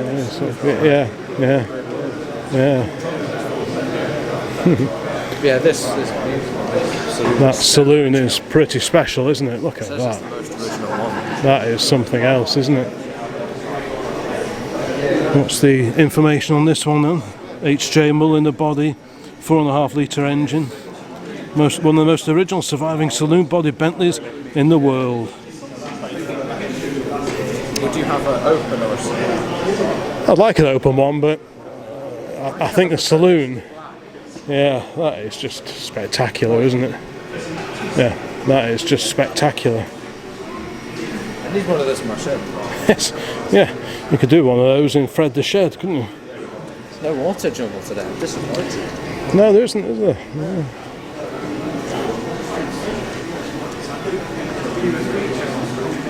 That's really nice. That is beautifully original, isn't it? That really is. And we can have a peer inside. The lovely old leather interior. Beautiful green, dark green leather.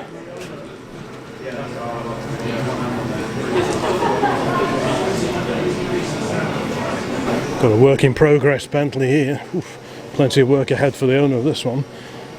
The engine's over there. Is it? There's nothing there. No, there's not much in there, is there?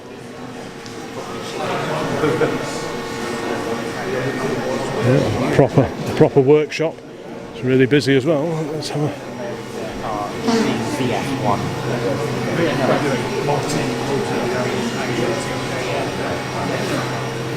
nice little box. It's cool, isn't it?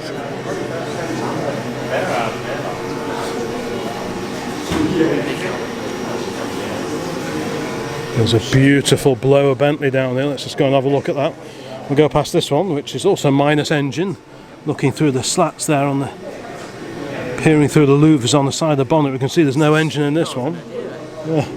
But let's go and have a look at this one over here with the old blower Bentley with a supercharger hung out the front. Wow, look at that.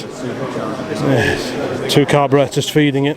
To be honest, this is probably the one I'd have. That is just something else, isn't it? The Villiers supercharger hung out the front. Horns. The horns are really nice, Bosch horns. Oh yeah, Bosch, are they? Yeah, they're very really nice. The old CAV lights.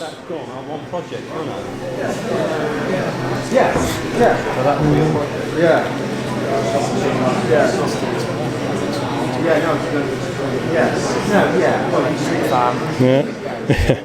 So you got the magneto ignition there. There's the magneto providing the spark to the plugs.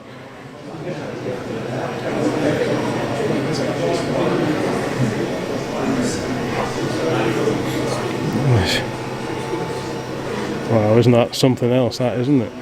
So you got the advance and retard lever there. So you manually set the ignition timing on these, and you've got hand throttle as well. All the instrumentation you could ever require. You got supercharger pressure in the middle there. RPM, the biggest gauge of all, right in front of the driver. The speed was less important than the engine revolutions, because you wouldn't want to blow it up. Got the oil pressure there. I assume there is a speedo. Yeah, it's just tucked away over there. And a clock right at the end, but yeah, that's your important one. What a bit of kit that is.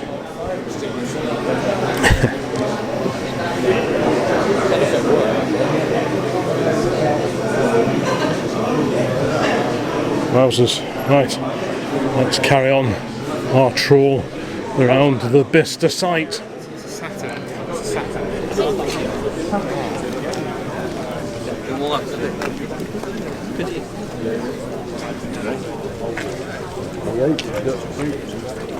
Back outside now, a race prepared Corvette, the Jaguar S-Type, second S-Type Jaguar we've seen here today. Was it? XJS. There's a Model A saloon. Let's just go and have a quick look at that one. So we've got a two-door saloon version of the Model A. Again, very much an oily ragger. It looks like it needs an oily rag. Yeah, it wants an oily rag, doesn't it? Yeah, again, really aged paint. But really aged paint suits a really aged car, I think. Yeah, it may not be the original factory paint, but that's been on there since the beginning of time, so it's perfectly appropriate. Is it Australian? Well, it's right-hand drive, isn't it? So it could be an import from Australia or South Africa, possibly, or it could be a UK original car. You know, I mean, they did sell them here, but you don't see many right-hand drive ones. What's this here? A Morris Cowley based racer. That's quite something, isn't it? Yeah, Bullnose Morris. Good grief.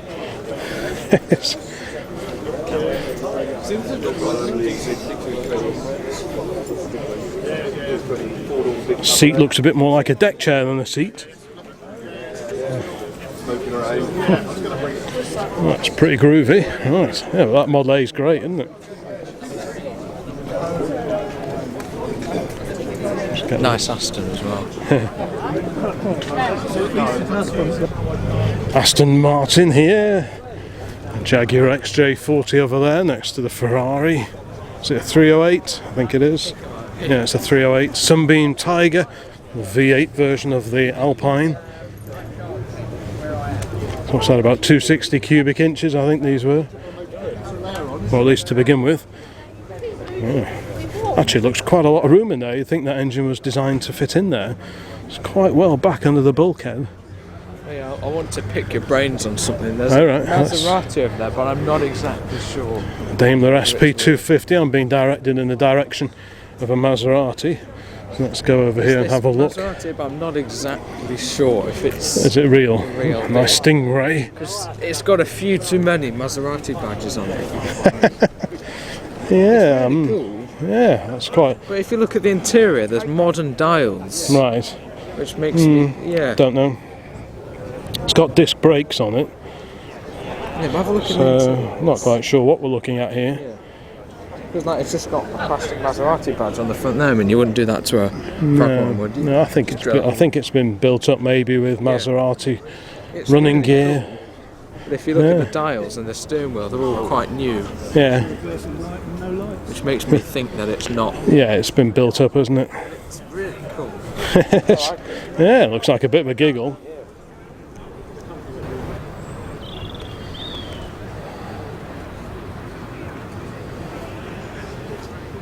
Another early MX-5, which is always nice to see. And another example of Jensen Healy. It's the second one of those we've seen today as well. Sierra Sapphire Cosworth. The Sapphire was the four-door, four-wheel drive Sierra Cosworth. Mini's interesting. Mini It's Cooper Mark 1 S. For sale. What do you think? Mark 1 So- Cooper S. Whoa. I don't know, what, 50? 55. 55 is it? That's good, Dad. Yeah, not too far out there, was it? It's Pretty neat. really nice. Yeah, it's a nice looking thing. Austin Cooper S.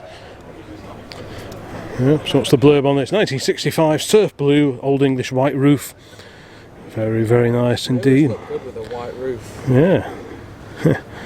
£55,000. Yeah, That's what you're on, mate. and this B's got a bit something about it, isn't it? Or is it a C? MGC, isn't it? Yeah. Isn't it? That Is is it a pretty. Sebring? Yeah, it's got the Sebring body on it, isn't it? Like the old GTS race cars. It's not just filler. Well, I think it's been a really nicely turned out car, that, isn't it?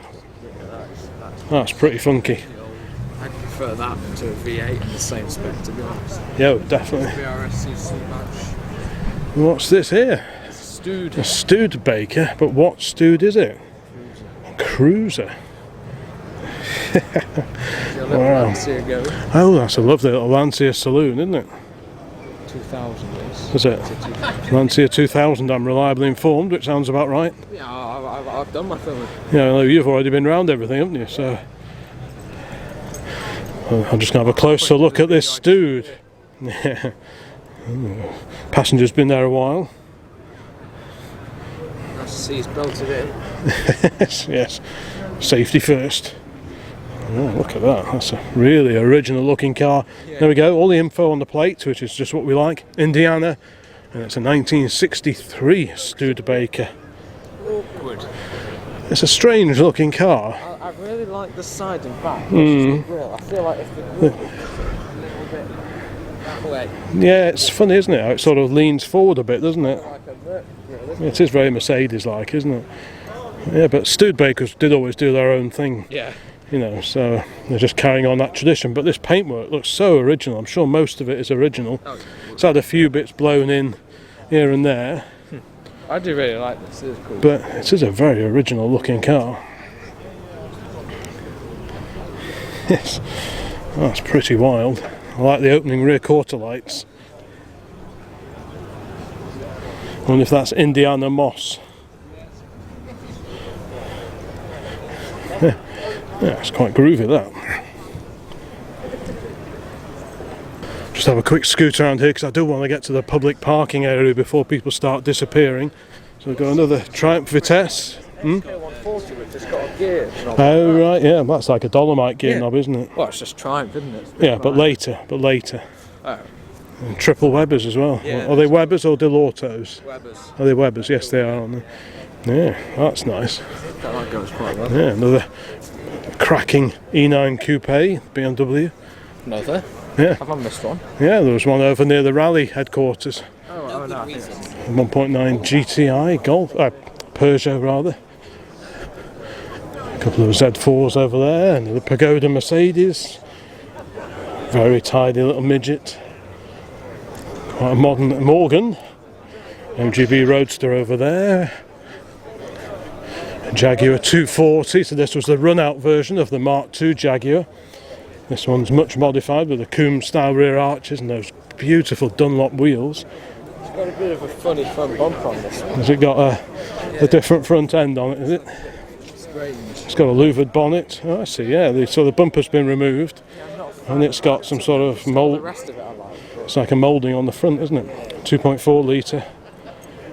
There was a 3.8 part next to it. It's got a 66E type fixed head and a cracking Amazon here, 122S. Just like the one we used to have years ago. Had a two-door in green, just like this. Really, really good cars to drive. They are very popular in historic rallying. Really good daily user car as well, one of those. And on the end here, another cracking little Porsche. This is the 912. So this has got the flat 4 engine, 4-cylinder engine, air-cooled at the back. Whereas the 911 has the flat 6, the 6-cylinder engine. Clearly it gets around a little bit, this one as well. Dad's Army are out in force today. And what's this? A Rover. A Rover P2 Tourer by the look of it. Nice rare car.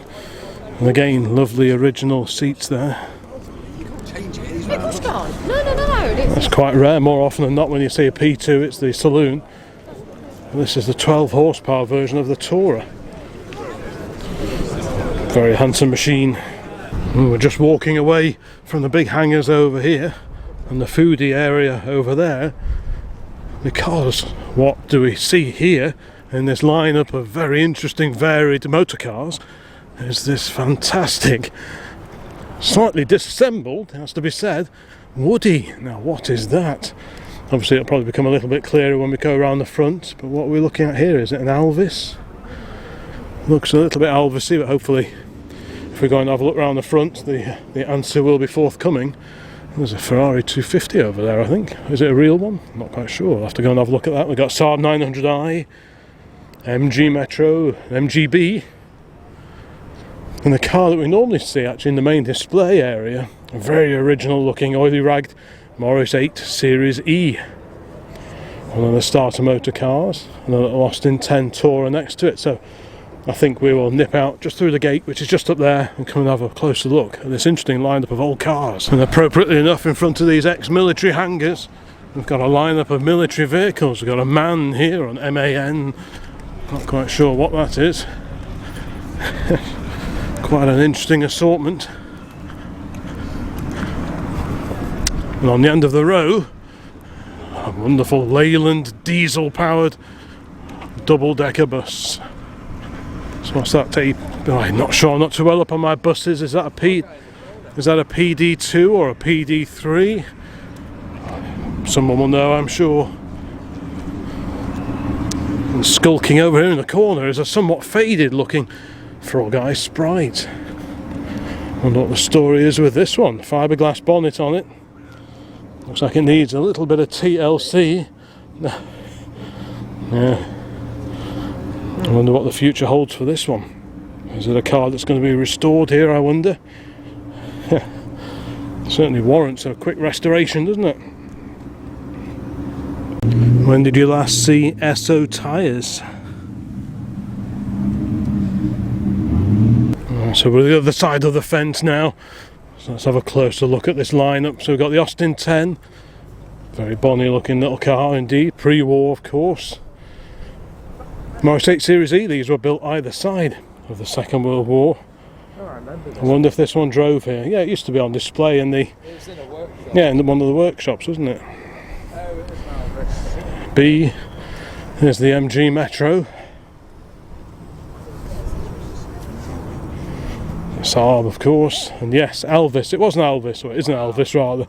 Oh, I think we've seen it somewhere else. So that's a bit of a project for someone there, I think. So that's gonna test your metalworking skills and also your woodworking skills. So you need to be pretty conversant with every restoration technique if you're going to get this one back on the road. Harley spotted something down there, so I'll come down there in a minute. I just wanted to have a quick look at this. Are they Land Rover wheels? Good grief, look at the woodworm in that. Ooh, spongy. Yeah, that'd be a great thing. Oh, I like the little Elvis badge on the back. Look at that. What a great thing that would be to see that restored and back on the road. God, it'd be lovely to go. Can you imagine going shopping in that? How nice would that be? What a great old thing that is. Most of the wood doesn't look too appalling actually. Like I say, it's a little bit wormy in places, but we've got a bit of tin worm under here. Yeah, so it's going to be a bit of a challenging restoration, but it looks like all the important bits are there, and there's quite a bit of stuff piled up inside as well, just for good measure. The keys are in it, but I don't think we'll be driving it off. I don't think we'll be driving away in it, will we, Hal? Yeah. Not yet. Yeah. Look at this little light here, I've never seen one of those. Oh, the little... What is it? I always forget what these are called.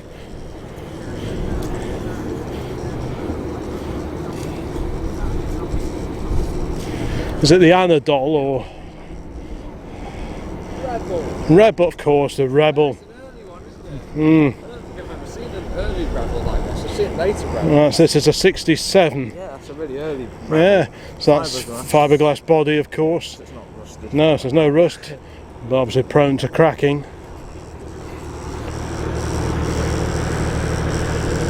Yeah, that's quite neat, and a TT on the end here. No doubt many other cars, interesting and not very interesting, parked over there, but we won't worry about those. But yeah, anyway, let's carry on over this way and go and see what's in the public parking area, because it's looking pretty full now, that field that I pointed out a little bit earlier on. Right, Harley's going for a quick bite to eat. I'm going to soldier on a little bit longer and have a look around the public parking area, because there are so many cars here that I want to try and feature before people start disappearing to go home. Look at that glorious Alpha 2000 on the end there. Rover P5B Saloon. More Alfa Romeo goodness over here. Absolutely marvellous. Apologies if I don't get every car into the video, but this should give you a pretty good idea of what's here today down at the Bicester Scramble. Porsches are plenty. I've seen quite a few of those already today. Lovely Alpha.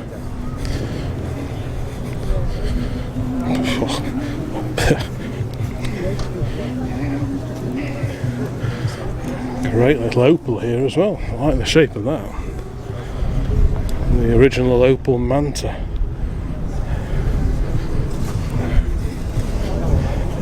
Let's scoot round the back here, past the British Racing Green Morgan and the Audi running its engine. There's so many cars here in the public parking area. 6-volt Beetle, 740 GLE Volvo, super original Landy. Wowzers. So what's this, a Series 2 or a 2A? Series 2. There we go. 1963. E30 BMW 3 Series. Is that the Lancia that we saw driving through before? What a handsome machine that is as well. Absolutely gorgeous car. Rally prepared Volvo Amazon here on a 65 registration. B18 badge on the grille. So that tells us it's got the 1.8 litre 4-cylinder engine in that one. It's got the Prancing Moose sticker, in homage to the Ferrari badge, of course, the Prancing Horse. Let's just keep going along here. TVR, load of Porsches on the front row there, and a very nice Rover SD1 Vitesse. Very, very cool indeed. Mark 1 Golf GTI, Porsche 924. Nice little midget there, quite an early one. The Renault Alpine A610, the turbocharged version. Got an Aston there, V8. Mini Rolls Royce, very nice. Mercedes-Benz 190E. Real quality Merc. Porsche Jaguar. Another XK, very nice too. A Corvette Stingray. Open top Corvette Stingray, fiberglass bodied coachwork on a 67 registration.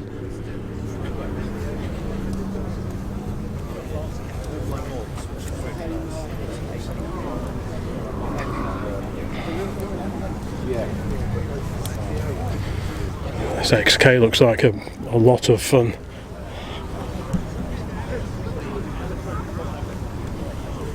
Lovely leather bonnet straps. Coupe des Alpes 2017. Let's properly use this one. Fantastic.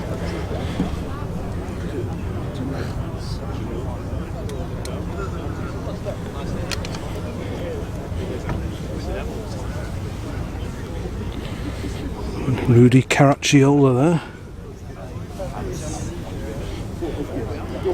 Porsche 911E. Let's carry on along here. Mark II Jaguar looking very purposeful. The cutaway rear arches, Coombs style, wire wheels, louvered bonnet.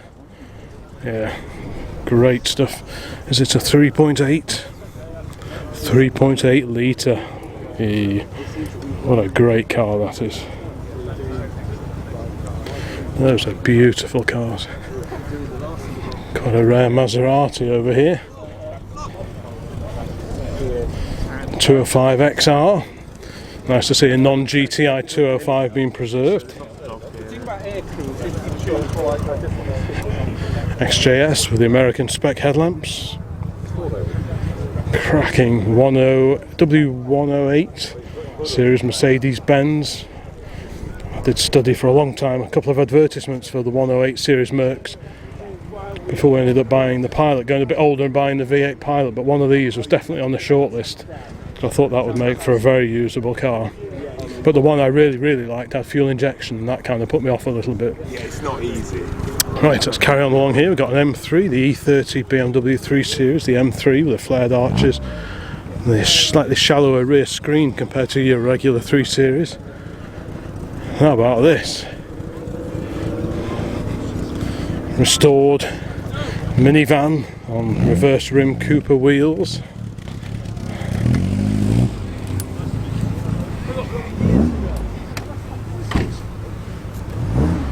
Jaguar, mighty Jaguar saloon. So what we're looking at here, probably the Mark 7, I think. What a beautiful badge that is.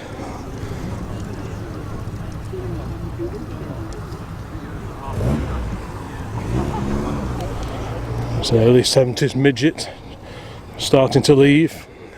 One or two cars are already starting to leave, which is why I wanted to scoot round here and try and get as much footage of them as possible.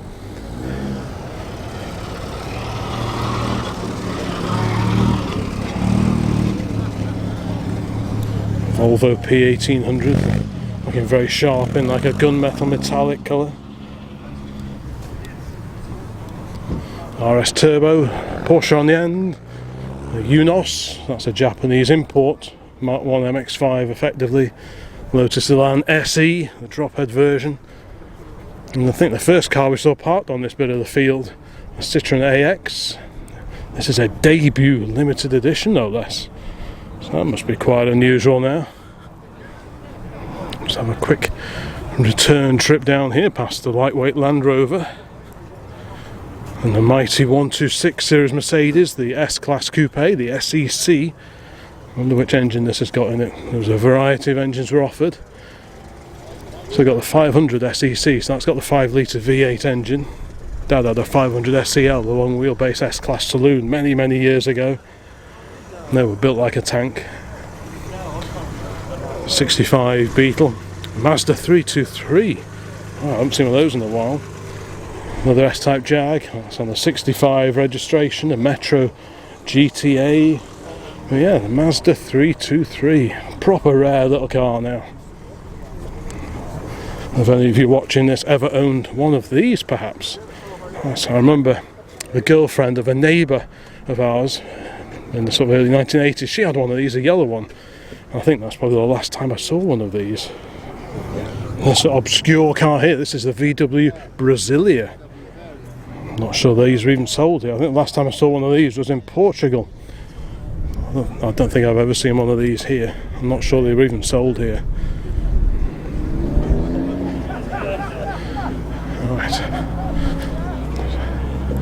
There's definitely a few gaps starting to appear here in the public car parking area, the forward parking area reserved for interesting cars. And this Porsche 356 Coupe definitely qualifies on that score. What a beauty, 1961 California. So that's why this one has survived, living in nice, dry, warm, very pleasant California. Porsche Club of America. Oh, there's a wartime Dodge. Good heavens.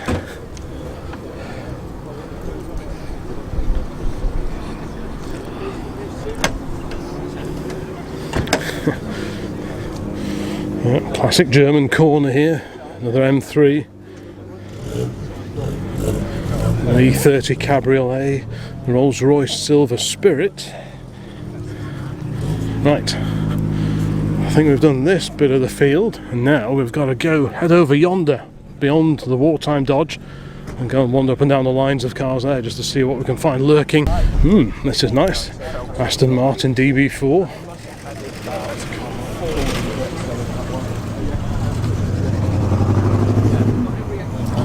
What a beautiful looking car. Super leggera, super lightweight.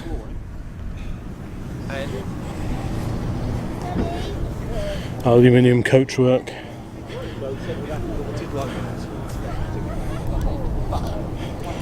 And a couple of French beauties over here. We've got what's fairly base spec Peugeot 205. I wonder what model that is. It's clearly quite an early-ish one. D plate, so that would be what, 1986 or possibly just into 87. So that's a few years old now. What, 37 years old is that? A 205 XE. And next to it, a Renault 4. I quite like these. I've no idea what they are like to own, but I do think they're very appealing. And all things being equal, I'd probably go for one of these over a 2CV just because they seem to be just that little bit scarcer. Left-hand drive, very unusual gear lever sticking out of the dash.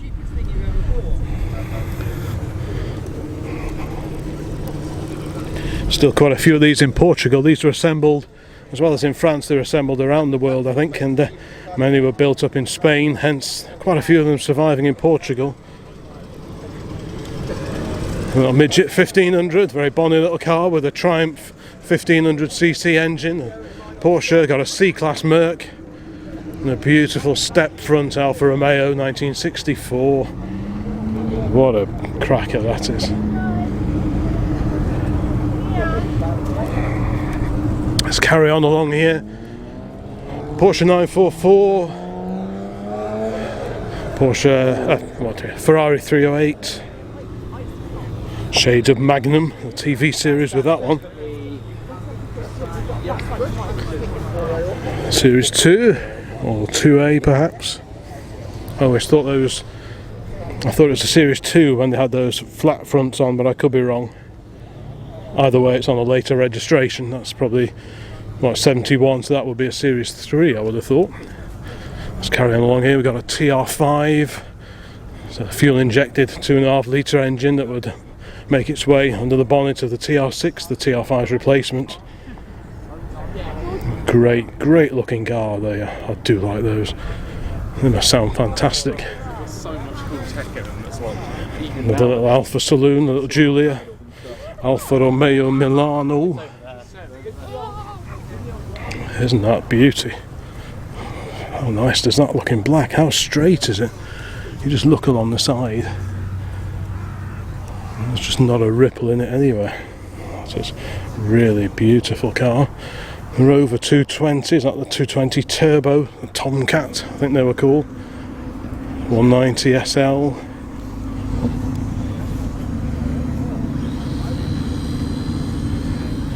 Nissan Figaro, a retro car based on Nissan Micro running gear. I think, well, these are all automatic.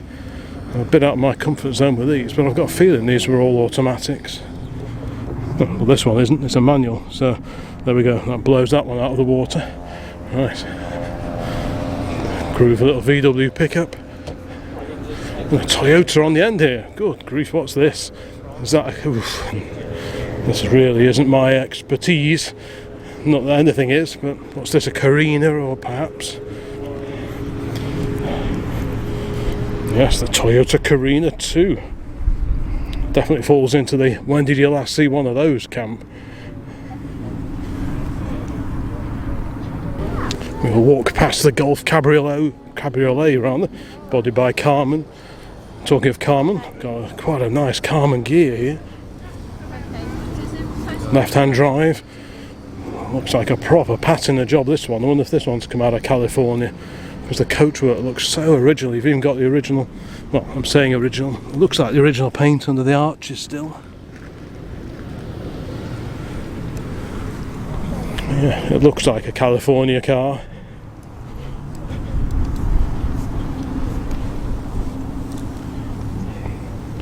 And the beautiful script badge on the back.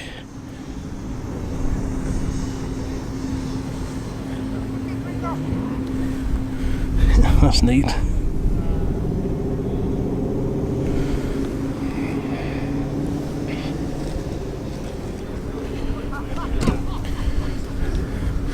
Another M3, the E30 series M3. And up here, next to this glorious red Beamer, we have another E30, but this is a 4-door Alpina modified 3 Series. That's quite unusual, very, very rare indeed. Probably rarer than the M3. Alpina C2 2.7.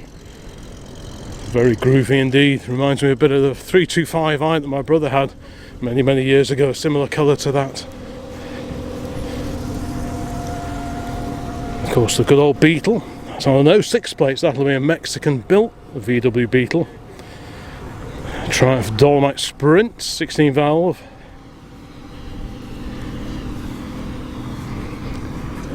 And on the end here, a re-engined MGB. What engine is that then? Come on, you lot, you'll know what this is.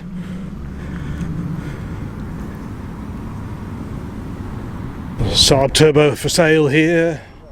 Porsche 944 in white. Another Dolomite with Sprint alloy wheels in russet brown, I think that is. Another Spridget with hardtop. So Morris Minor, not a Morris Minor converter, we're just going. While we're here, we'll just admire the handsome lines of this Amazon estate, a 1966 Volvo Amazon estate. Never seen wheels like that before. But yeah, looks to be in really nice condition.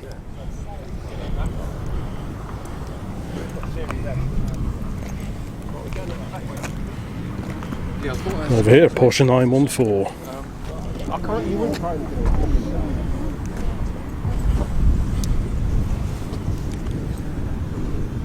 Let's carry on down here past the little Citroen estate. So that's quite unusual. A B, and there's an XJ Coupe. As the Porsche leaves.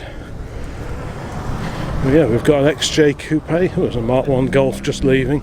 But yes, I will get over to this XJ Coupe, showing off the pillarless design of its coupe coachwork. Took Jaguar a very long time to get the sealing of this rear side window correct. There's wind noise on the join where the rear window meets the door window. Wasn't something that William Lyons was willing to accept, so it did take a little while and it did delay the coupe going into production. This was based on the short wheelbase XJ platform. The XJ that came before this, the Series 1, was ultimately available in standard and long wheelbase versions.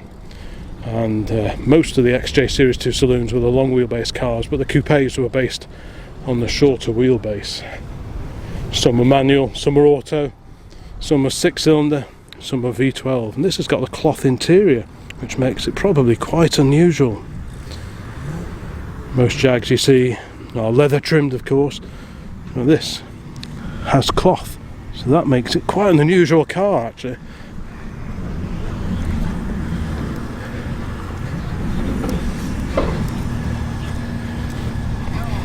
Let's carry on down here. A very bonny little Fiat 1966 Fiat 500. I love the checkerboard on the opening roof there. Of course, a very, very cold wind blowing across the airfield.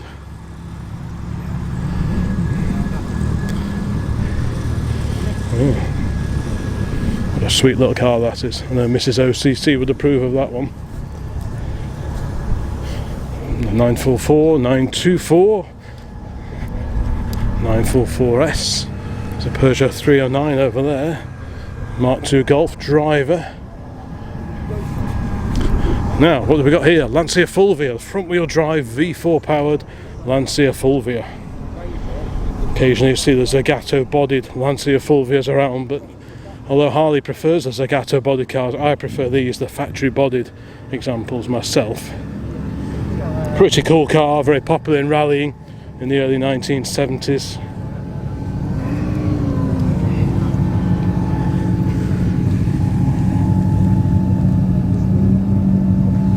Mickey Biastion, of course, the name of the badge there. He was, I remember him racing the Delta rallying rather the Lancia Delta Integrales. It's a beautiful green 911 just running up over there. A Toyota Land Cruiser. Well, there's a bit of everything here. Right, it's the left hook of this particular car. Sounds glorious. A 911T.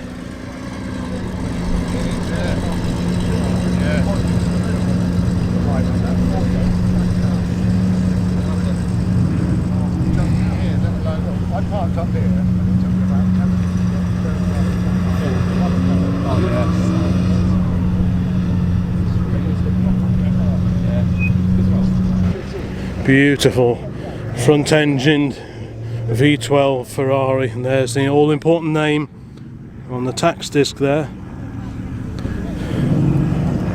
It's a very swish car indeed, I like that.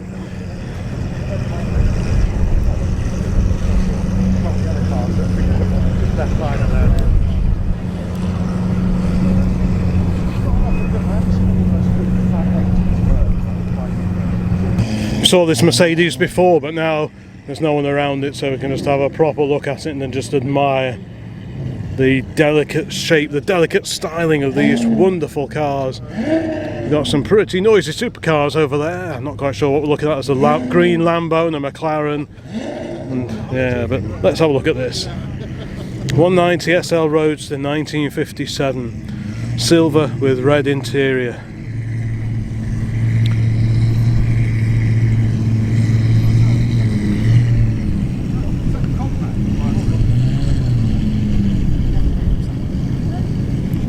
So yeah, beautifully restored example of the 190 SL.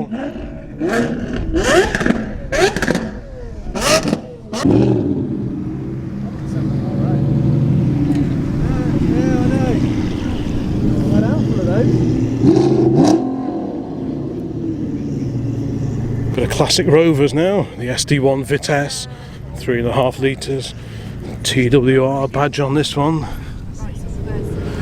TWR, Tom Walkinshaw Racing, and somewhat older but also Rover is this Rover 2000, a P6 from 1966. Looks like it's a very original car, a few daubs of primer here and there, but essentially most of the paintwork looks original. So it's a manual car, this is, and all the body panels can be removed on these, which does help with the restoration. You can even unbolt the roof, just like on the Citroen DS.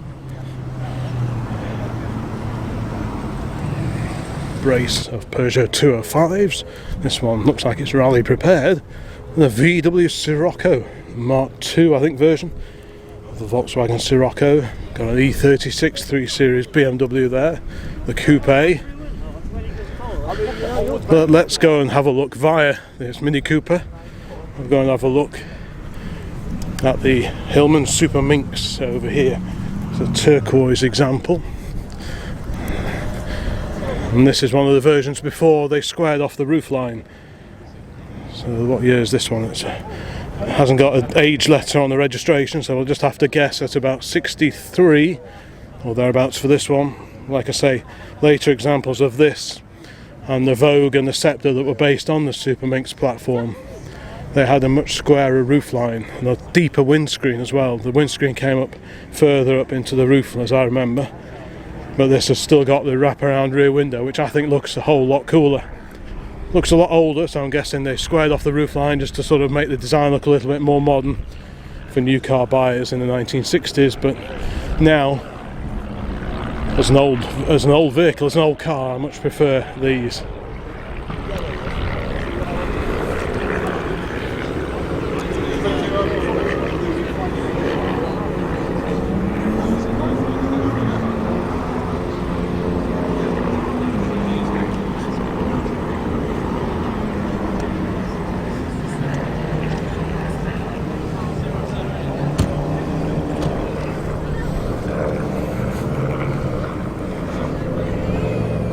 Let's have another quick look at this Aston DB4. It's the only one of these we've seen here today.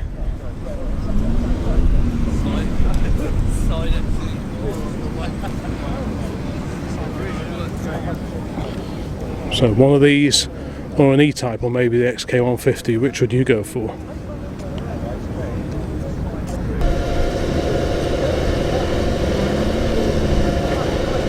Looks like the Fulvia's heading home.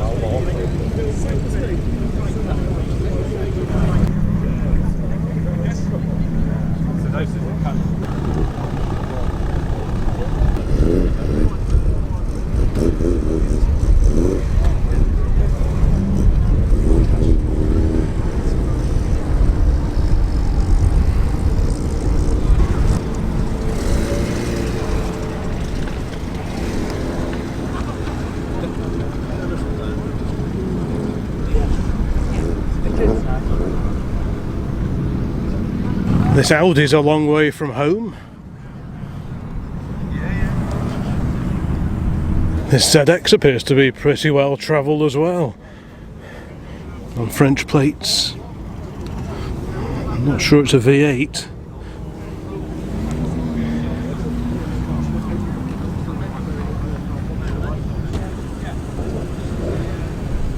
I somehow managed to miss this very clean Mini Clubman when I was walking around before. Late 1970s on a T-plate, so about 1977 or 8ish. Yeah, that's a funky little car. I like the wheels on it, Revolutions. They really suit it. What a great colour as well.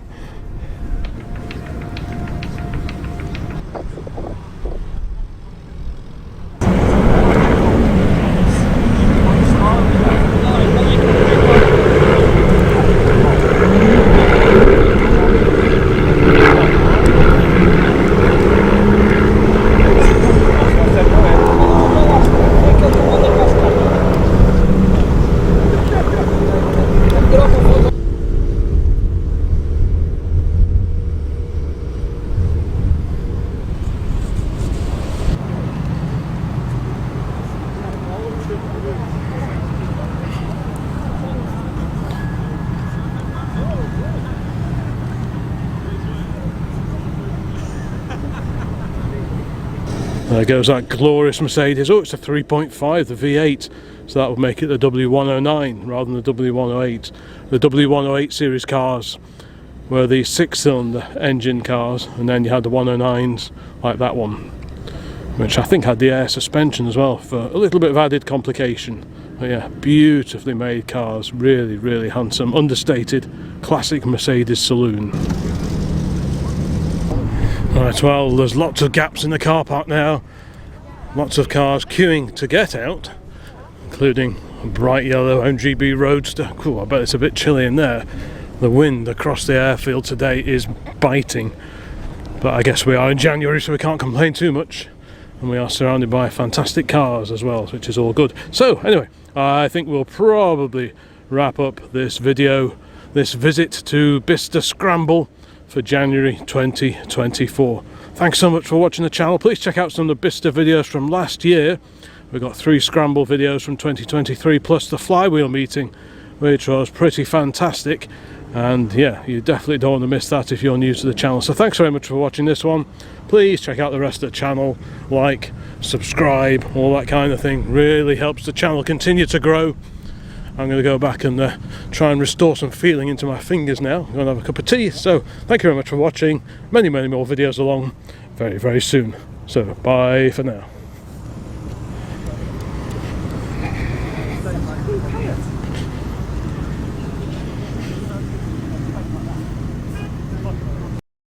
Got another interesting old Ford, American Ford, and this is a Ford Maverick. So I think we've probably got the identity now for the faded red Ford that we were looking at towards the beginning of this video. It's rare enough to see one of these, let alone two. It does look the part on those Wolf Race wheels, or Wolf Race style wheels. Oh, that's really nice.